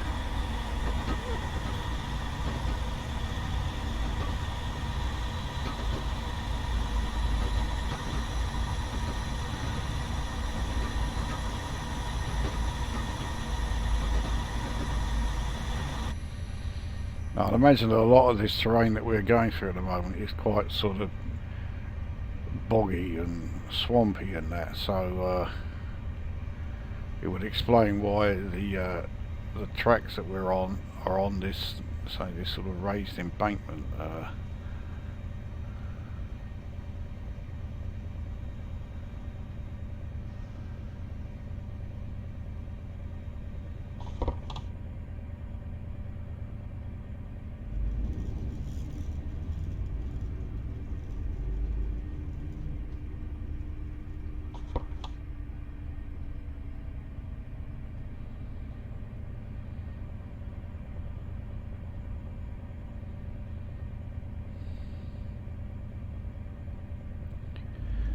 See another train in the station. I think it's a fairly safe assumption that it's another class 37.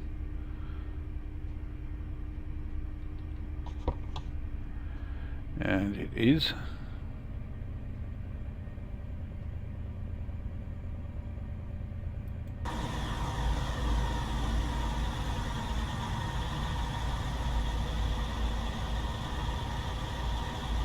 It is quite an early 37 there. It's also doing a freight run. Oh, I wouldn't want to be that driver. So anyway, this is Cornwall, and I mean, look at this. It really is in the middle of nowhere. I mean, you can see what is presumably the actual hamlet in the distance there. It's quite a distance from the station. But yeah, that must be it.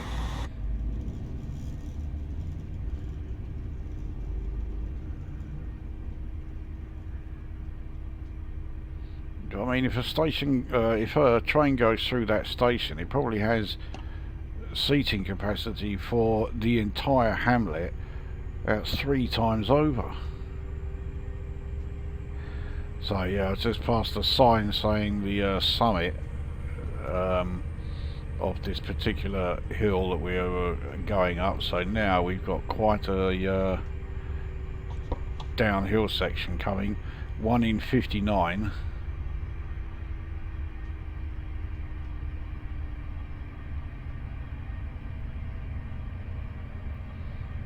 So speed control through our braking is very much going to be necessary.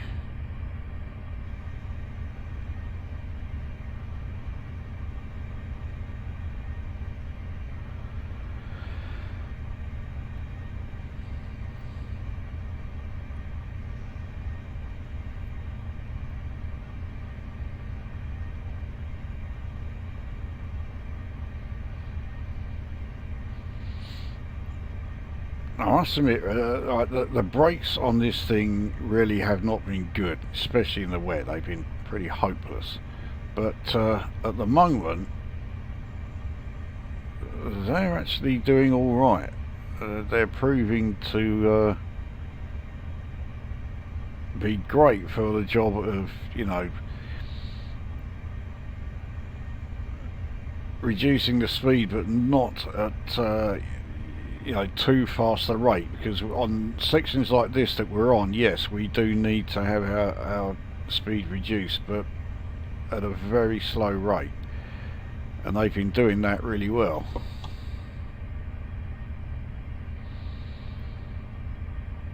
So yeah, there are some scenarios where the brakes on a 220 are actually all right. I didn't think I'd be saying that.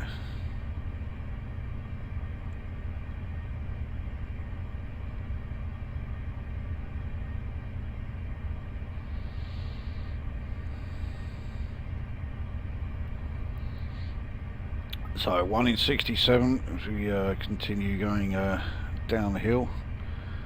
30 mph speed limit coming up in just under a mile.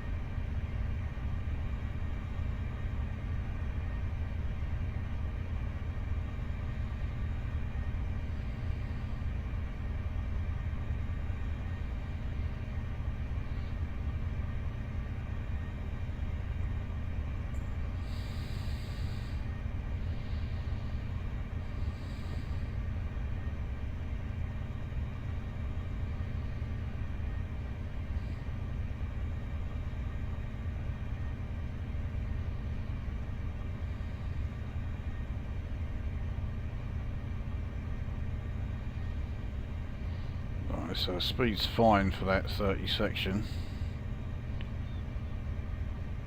We'll let it drop down a little bit more so that yeah, it can slowly increase, but we shouldn't be speeding. I'll emphasize shouldn't. I've yeah, already shown on multiple occasions that I am still very capable of speeding, even in yeah, even in sections like this where there really is no excuse for it. So we are in that 30 zone now. I don't mind telling you, it's properly freezing this room.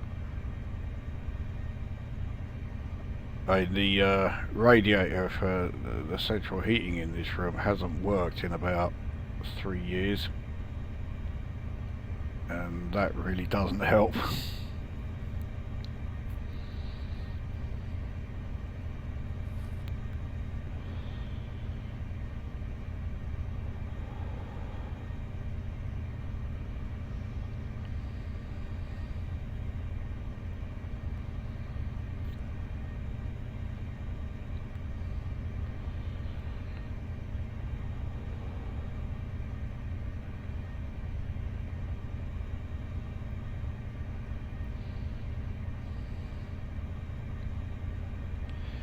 So in January, it will be late January, I will be posting the latest updated version of the Your Requests Here video, because yeah, there's quite a lot that has been updated, and yeah, I can't add to the pinned comment, so yeah, we'll have a new version of that up and running. Just like with the previous one, you can still use the, well, what is at the moment the current one, to post requests. You can use any of the, what will be 3 Your Requests Here video, but obviously the new one that will be put up in late January will be the only one that gets the additional updates that I'll be picking up.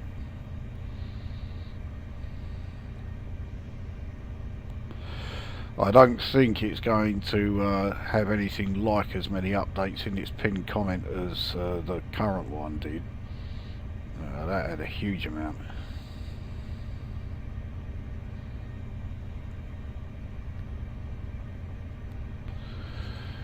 So right, last question then that I've got. If you could add any 5 locos to TSC, what 5 would they be and why? Well, the first 2 are obvious, well, to me anyway.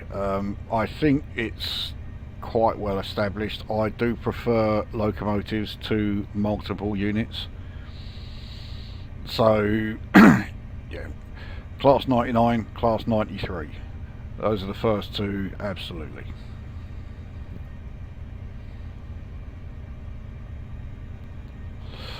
So that way, yeah, we will have... I'm not actually sure what purpose the Class 93 is set to serve. Because initially, both the 93 and the 99 for that matter, were supposed to be replacing the Class 66, because the 66 failed emissions bloody testing and all that.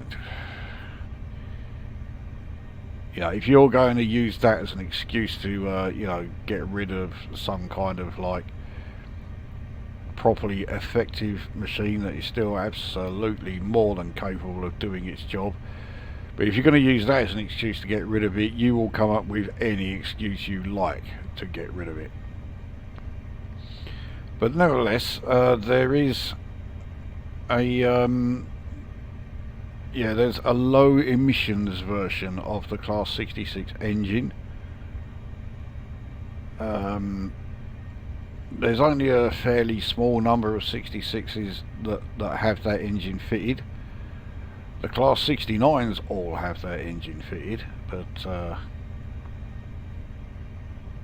yeah, only a handful so far of the 66s have them.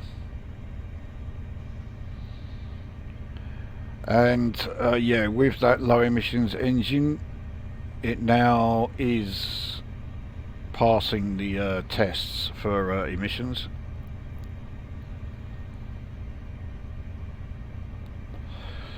But I mean, the Class 99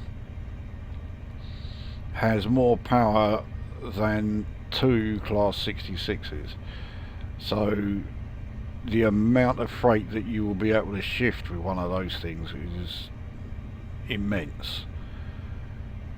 So it definitely still has a role, but the 93 I'm not so sure, and yet the 93 has entered service now, whereas the 99 is still going through the testing stages.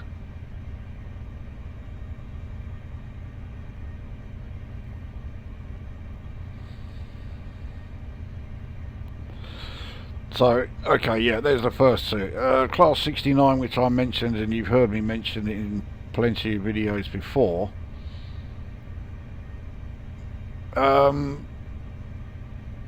yeah, obviously I would really like to see that one in the game, but if we're talking like, you know, just 5 that I can choose, well, I've already got the 99 and the 93 as 2 freight locos. I don't think we need, you know, 3 out of the 5 being freight locos. So yeah, as much as I am a fan of the Class 69 and would really like to see it in the game, I would not choose it as one of my 5. So of the remaining 3, well, the Nova 2 would definitely be one. I can never remember the TOPS classification of the Nova 2. I think it's 373, something like that. Or 377, yeah, it's something like that anyway. But yeah, the Nova 2 I'd definitely include. That's a great one, that. Predominantly used on the Trans-Pennine route, but you could also use it in the was it Hope Valley line, you know, going through the Peak District.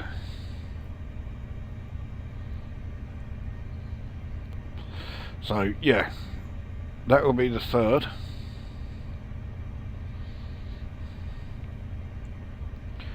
I can't actually think of a 4th or 5th, so yeah, fuck it, we will put the Class 69 in there then as yeah, my 4th choice. 5th choice, it would have to be a passenger service of some kind. So I mean, really, it's a toss of a coin, admittedly the toss of a 3-sided coin between the 710, the 720 and the 730. But I'd be happy with any one of those being added.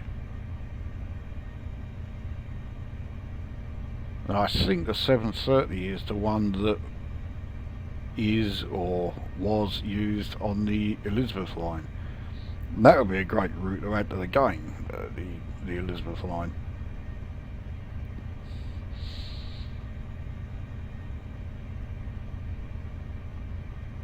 I'm not sure it will ever actually happen, but then again, I did not think that the Buchan line would you know, would come along as a published one from Dovetail Games.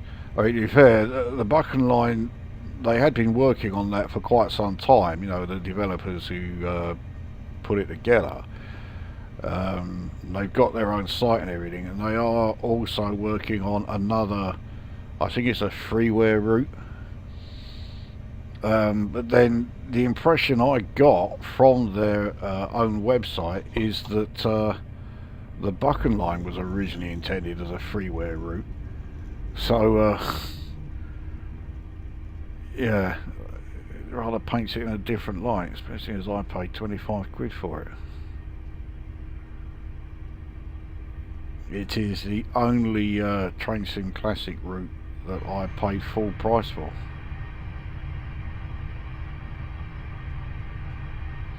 Anyway, we've made it down from that 1 in 67 downhill section, and there's no getting away from it. The brakes on this thing did a fantastic job of keeping our speed under control on that section there. So they are actually good for something.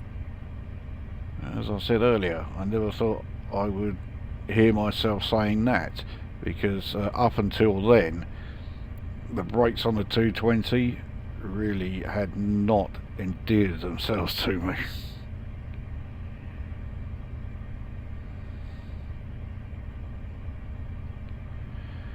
So anyway, we have just 20 miles to go to Fort William. The yeah, there we go. The destination is now into the teens as far as distance, and the ETA is well under an hour now. It's about 45 minutes.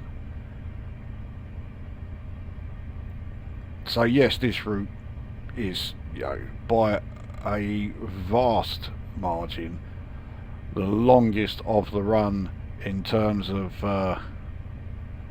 how long it takes, and you know, that's entirely down to the speed limits. But then again, I mean, the route was a damn sight longer than I thought. I mean, I remember when I did the video of it from Ardlew to Fort William months ago.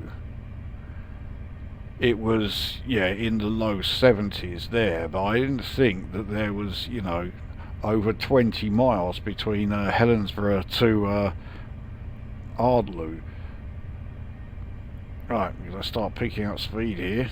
We're on a 1 in 59 downhill. I'm hoping we can get into this 40 section before I need to start braking. But no, we can't. Oh, there we go, right. I just managed to slow it enough. So we'll let gravity do its thing, get us up to 40 mph. Now that's being, yeah, 19 miles from Fort William. We are fairly close to Ben Nevis around here, but I'm not entirely sure where it is exactly.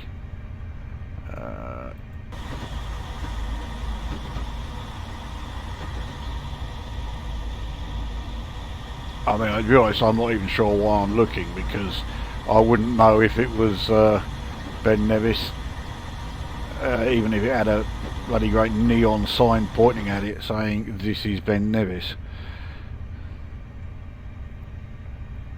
So we have another station coming into view. So Tulloch, not Tunnock. I mean, there are several Scots cliches that I must admit I am guilty of, and yeah, assuming that the Scots eat nothing but haggis and Tunnock's tea cakes and drink nothing but Scotch and iron brew, yeah, I'm guilty of that one.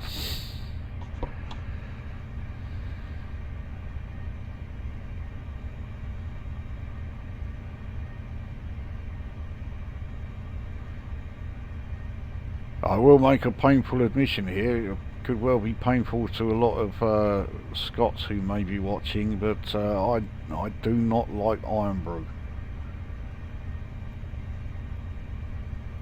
I mean, I like drinks that are dry, but iron brew takes it to a totally different level. It is so dry, it's, yeah, I'm really not keen.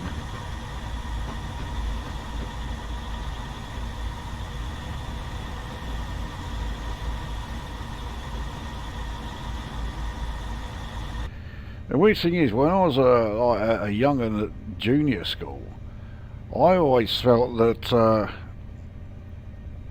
iron brew tasted exactly the same as Tizer, and I don't mind Tizer, but yeah, iron brew, no.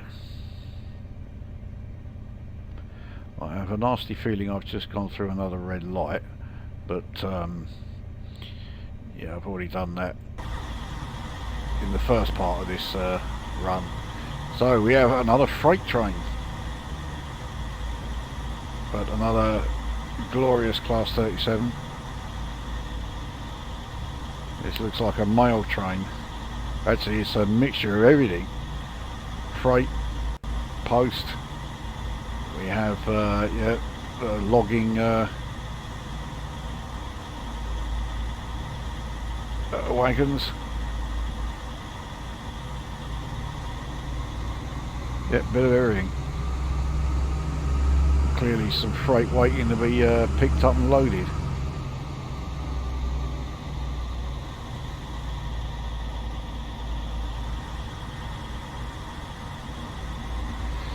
So we're on a 1 in 60 uphill section here.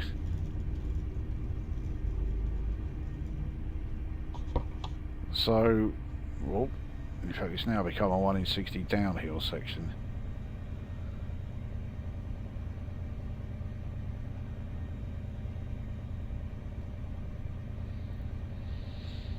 Well, obviously we will only accelerate to 30, because by the time we can accelerate, which we can now, yeah, we are a train length away from that 30 mph zone.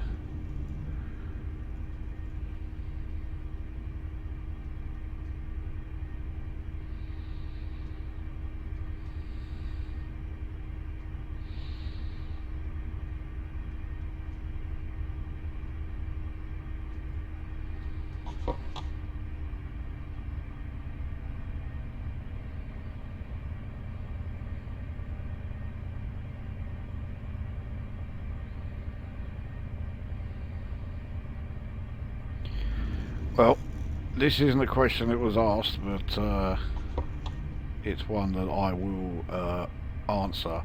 I have said in countless of these videos that I really like the GBR freight livery. So how many locos do I now have that have the GBR freight, yeah, actually have that livery? I have the class 20, the class 47, which was fictional, but it is no longer. GBR freight now do actually have a class 47 with that livery. So yeah, 20, the 47, the class 73, the class 60, I'm sure there's at least one I've forgotten, the class 50, oh, and the class 92. So that's, yeah, I've got 6. Now, of the locos I don't have, but I know have that, or rather, yeah, locos that I don't have in that livery. I don't have the class 66 yet, but I will. There is also 2 more fictional ones that you can get, which I don't yet have but will get. One is the class 67. That is completely fictional, but it looks good actually in that livery. And the other is a class 37. Now, as much as I really like the GBR freight livery, to me a class 37 should never be seen in anything other than BR blue. So I'm a bit unsure about that one.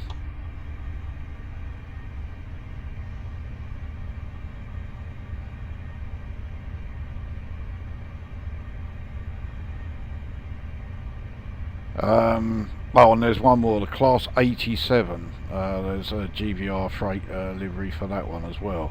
But to put it mildly, it looks awful because it's a very early GBR freight livery.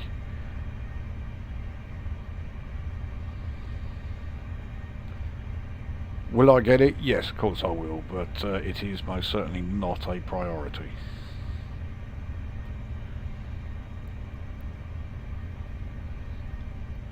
So it means that the only train in real life that has the GBR freight livery, but yeah, that livery is not available in the game, is the class 69, and it's very obvious why it's not in the game.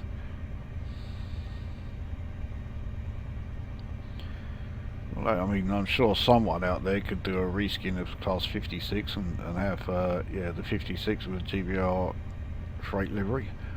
I would be yeah, more than happy to see that.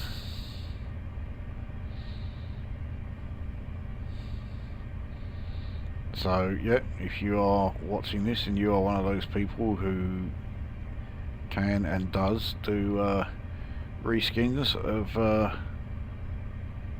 yeah, loco liveries, then there you go, class 56 GBR freight.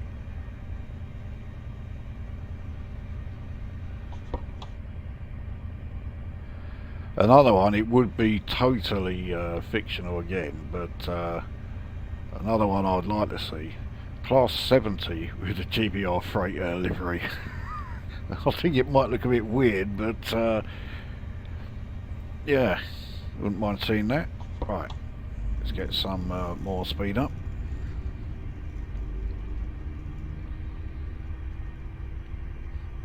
Alright, next question. Another one that I've just come up with myself. Which train or loco do I have the worst record with? In other words, which one am I worst at driving? We'll split it in terms of how I've done in them in these videos, and how I've done with them, you know, in the game in general. There is one that really does stand out as being the worst one for me, and I've just mentioned it, the Class 70. I have a dreadful record in the Class 70. In my videos, I've only done 2 runs in the 70. One of them was a dismal failure. The run to Plymouth in, you know, with all those empty cargo flats, the bogey bolsters, and yeah, didn't exactly go according to plan, that one. So yeah, that was a disaster. But the other one run that I did in that loco was I think it was St Denny to Bournemouth, and that one amazingly went quite well.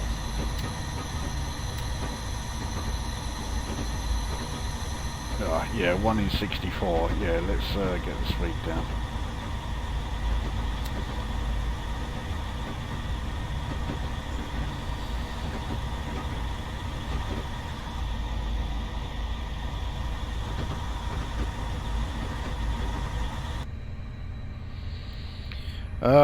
And then what was the other one that oh yeah, of course, yeah, Class 66, so I had the derailment there. Now the thing is, I've done several videos in the Class 66, and they've done, well yeah, up until that one, you know, leaving T's dock, they all went really well. So yeah, my track record with the 66 took quite a hefty dent, but it's nowhere near as bad as the track record of mine in the 70. So Roy Bridge is the next station.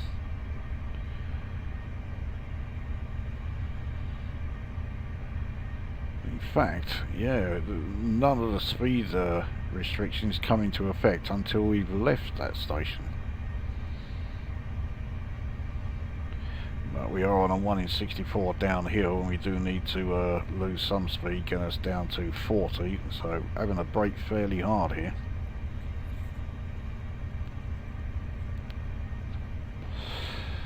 So, right, as far as locos just in the game in general, worst track record, 70 is up there again.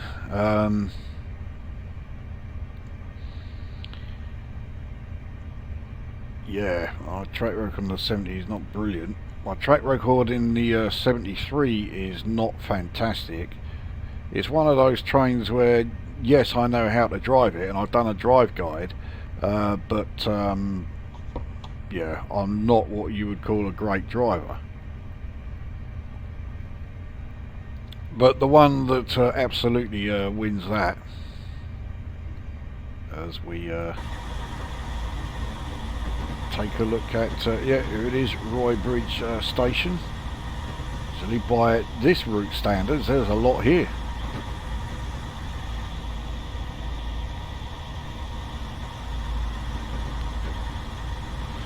So we're in the 40 zone as we go over, presumably, the Roy Bridge. And now we are entering the 50 zone again. There we are, we're back in the 50 zone. But yeah, the train that I do have the worst record with is the Class 76. There is a career scenario on the Woodhead line that I have tried 4 times.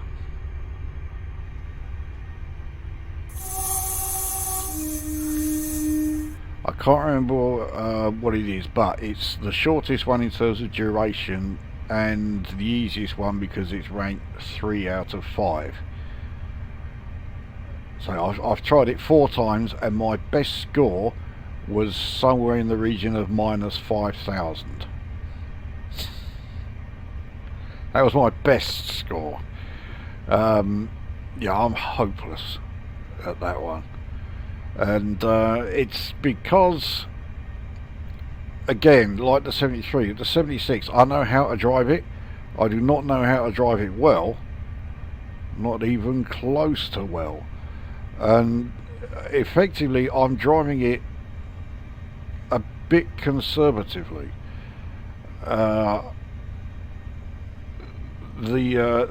The scenario in particular, it would be so much easier if I could remember the name of the scenario, but no, I can't. But yeah, the scenario that you know, it gives me a really tight timetable to stick to, and if I drove the train as, you know, as roughly as I drive, say, the 506, then I could probably do it. But I keep convincing myself that if I do that, the 76 is going to develop a fault, and if there's one thing Class 76 locos do well, is develop faults. So yeah, I just keep reverting to the very conservative sort of approach to it, and it's just, yeah, I'm getting nowhere.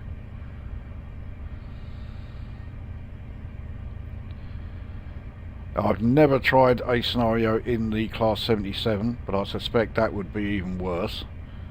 And I have never tried a career scenario in the Class 76BX because I just know that will be a total disaster.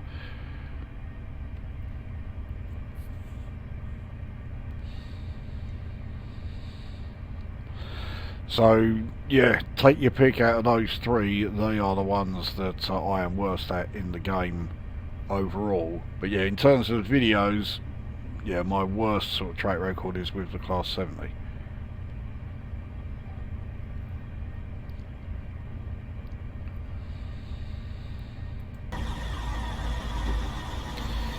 So we're now down into single figures for our distance to Fort William, and we are actually now approaching it from the north. We're now heading southwards.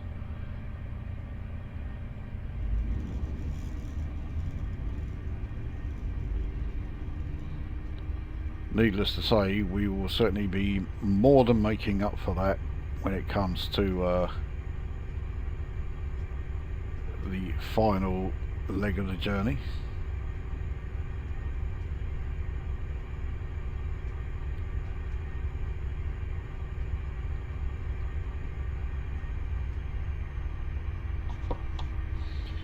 It may not have been a very smart idea of mine there, because I've now got to brake, get us down to 15 as we go through Speen Bridge,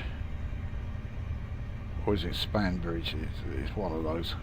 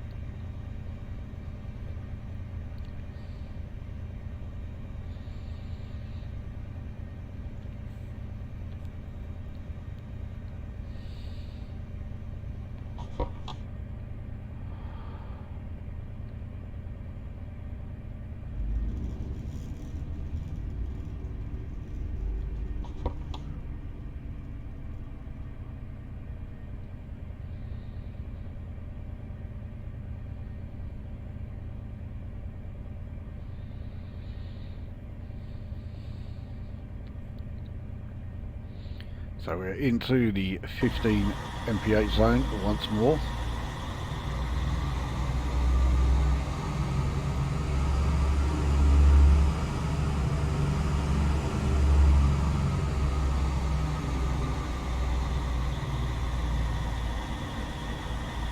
Well, looks like there is some building work going on here, but yeah, no one's actually doing anything. We do have people on the platform. I'm not going to do what Jim Plays usually does. Yeah, to be brutally honest, I'm really not all that keen when he does that, but there you go. He does it because he wants to, and bollocks to, you know, the fact that I don't rate it very much. I have zero influence over what he does in his videos, which is exactly how it should be. I never understand when you hear YouTubers saying, "Oh, I would do blah blah blah, but so and so, yeah, would rather I didn't." I'm so fucking what? If you want to do it, do it.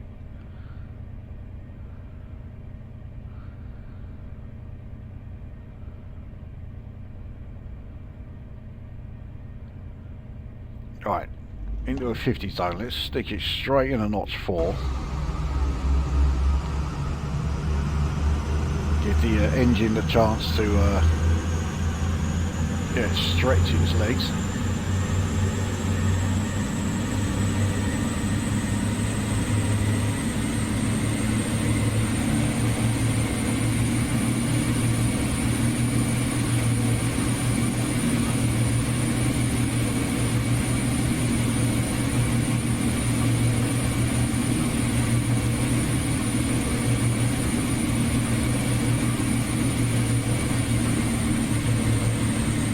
There we go. So that hill mountain there looks quite tall, but that's not Ben Nevis. It's in the completely wrong place. Where we are, Ben Nevis should be somewhere over this, yeah, somewhere over this way.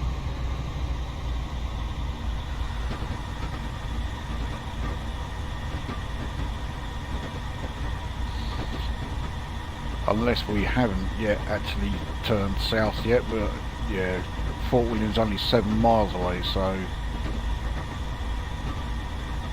I'm pretty sure we have turned south already.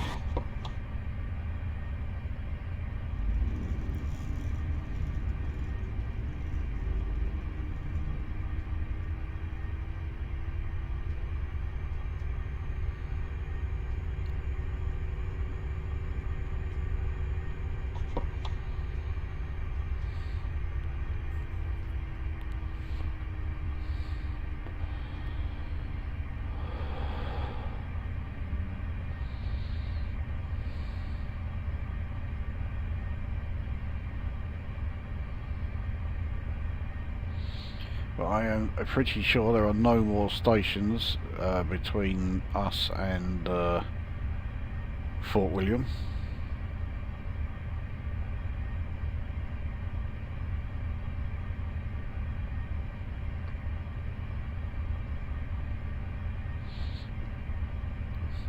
And we have a 60 mph zone coming up in just over a mile and a half.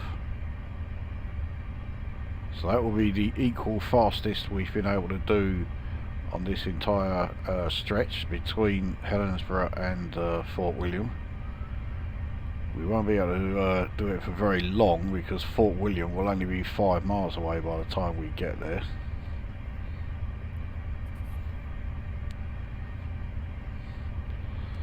And I seem to recall the approach to Fort William is fairly slow.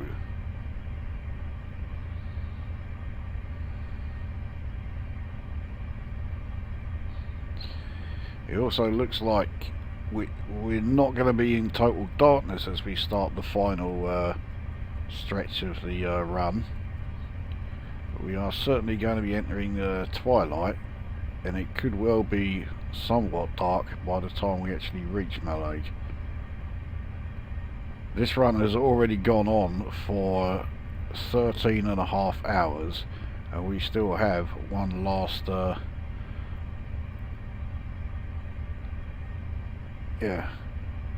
one last stretch to do.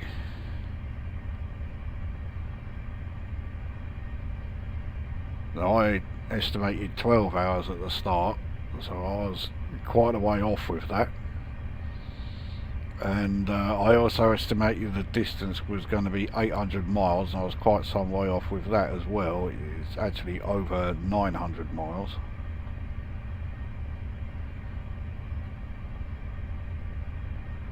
So on a 1 in 80 downhill, we'll let gravity increase our speed. I don't think we'll have hit 50 mph by the time we go past that 60 marker. It's going to be close actually. And that 60 section is not very long at all. So here we are, we're entering it now. And there we are. Right, let's get ourselves up to 60. Let's get ourselves set to the equal fastest we have done for the entire run.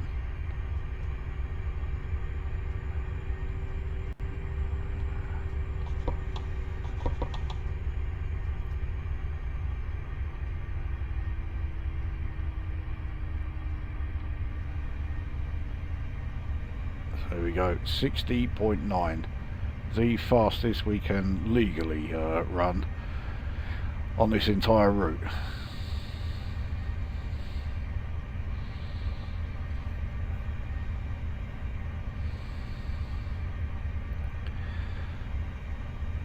Let's get ourselves back down to 50 again. So we'll take us beyond there, let gravity bring us back up to 50. So 4 miles to go, so I will, you know, just quickly remind you, yeah, the next section is the final section of the Behemoth Run. So if you do have any questions that you are thinking of putting to us, or that you have been putting off for whatever reason, the next part is the last the last opportunity to have them discussed, so to speak, or have them answered. So yeah, bung your questions in the comment section. It's your last chance to do so.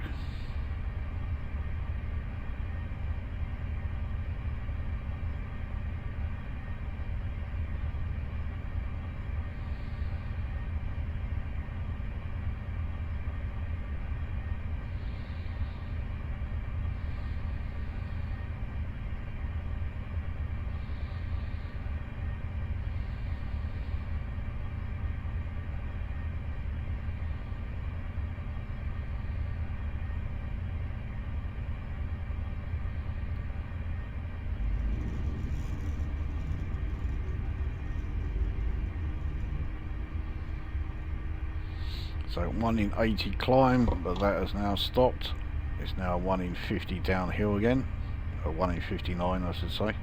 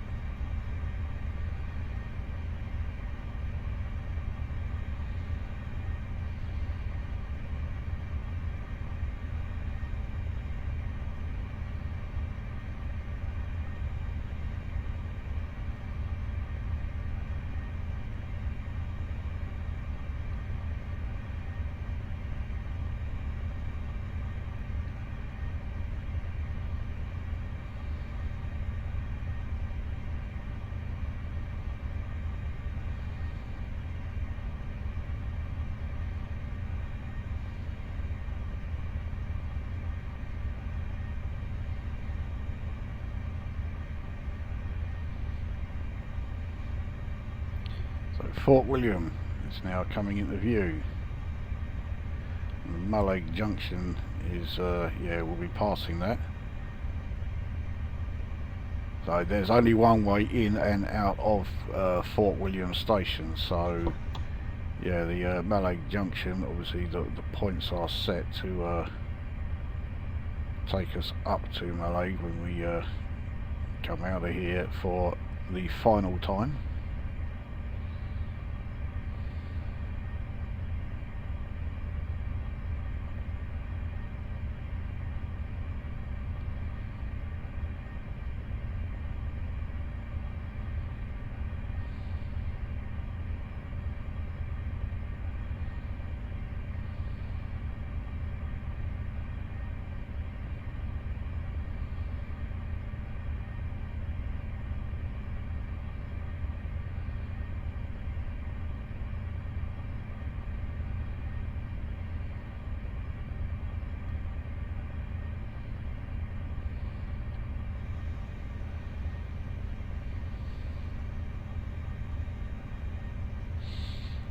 So 15 mph limit in just under half a mile.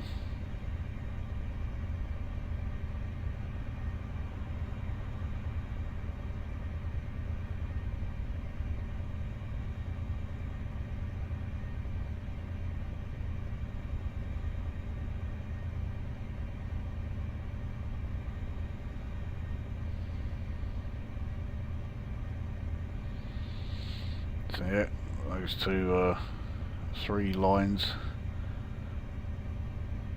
that have just joined on here, they are the lines that have just come from Mallaig.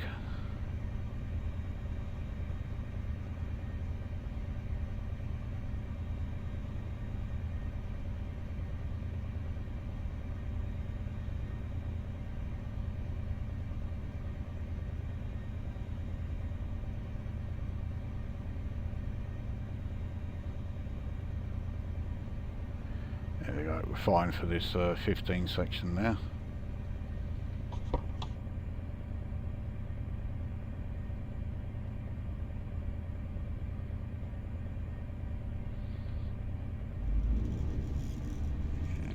Nudge it up a little bit.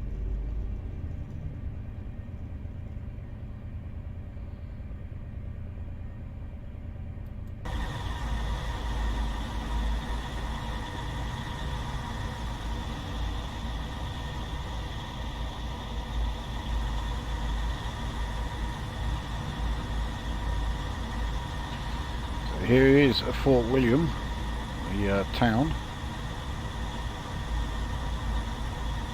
Now, okay, Fort William is not some sprawling metropolis, but I don't think it's quite as as crude and as empty as this.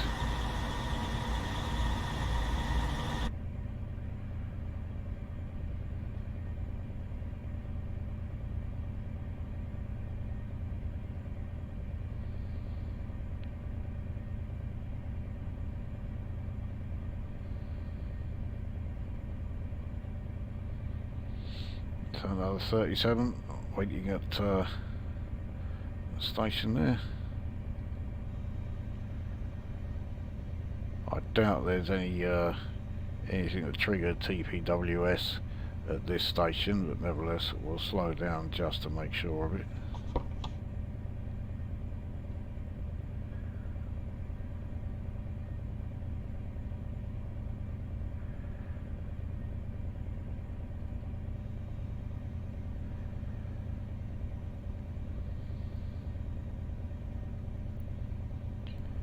So here we are.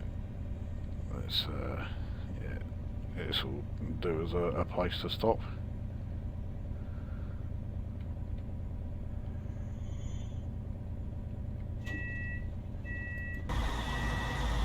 So, yep, Fort William Station. We have almost done it.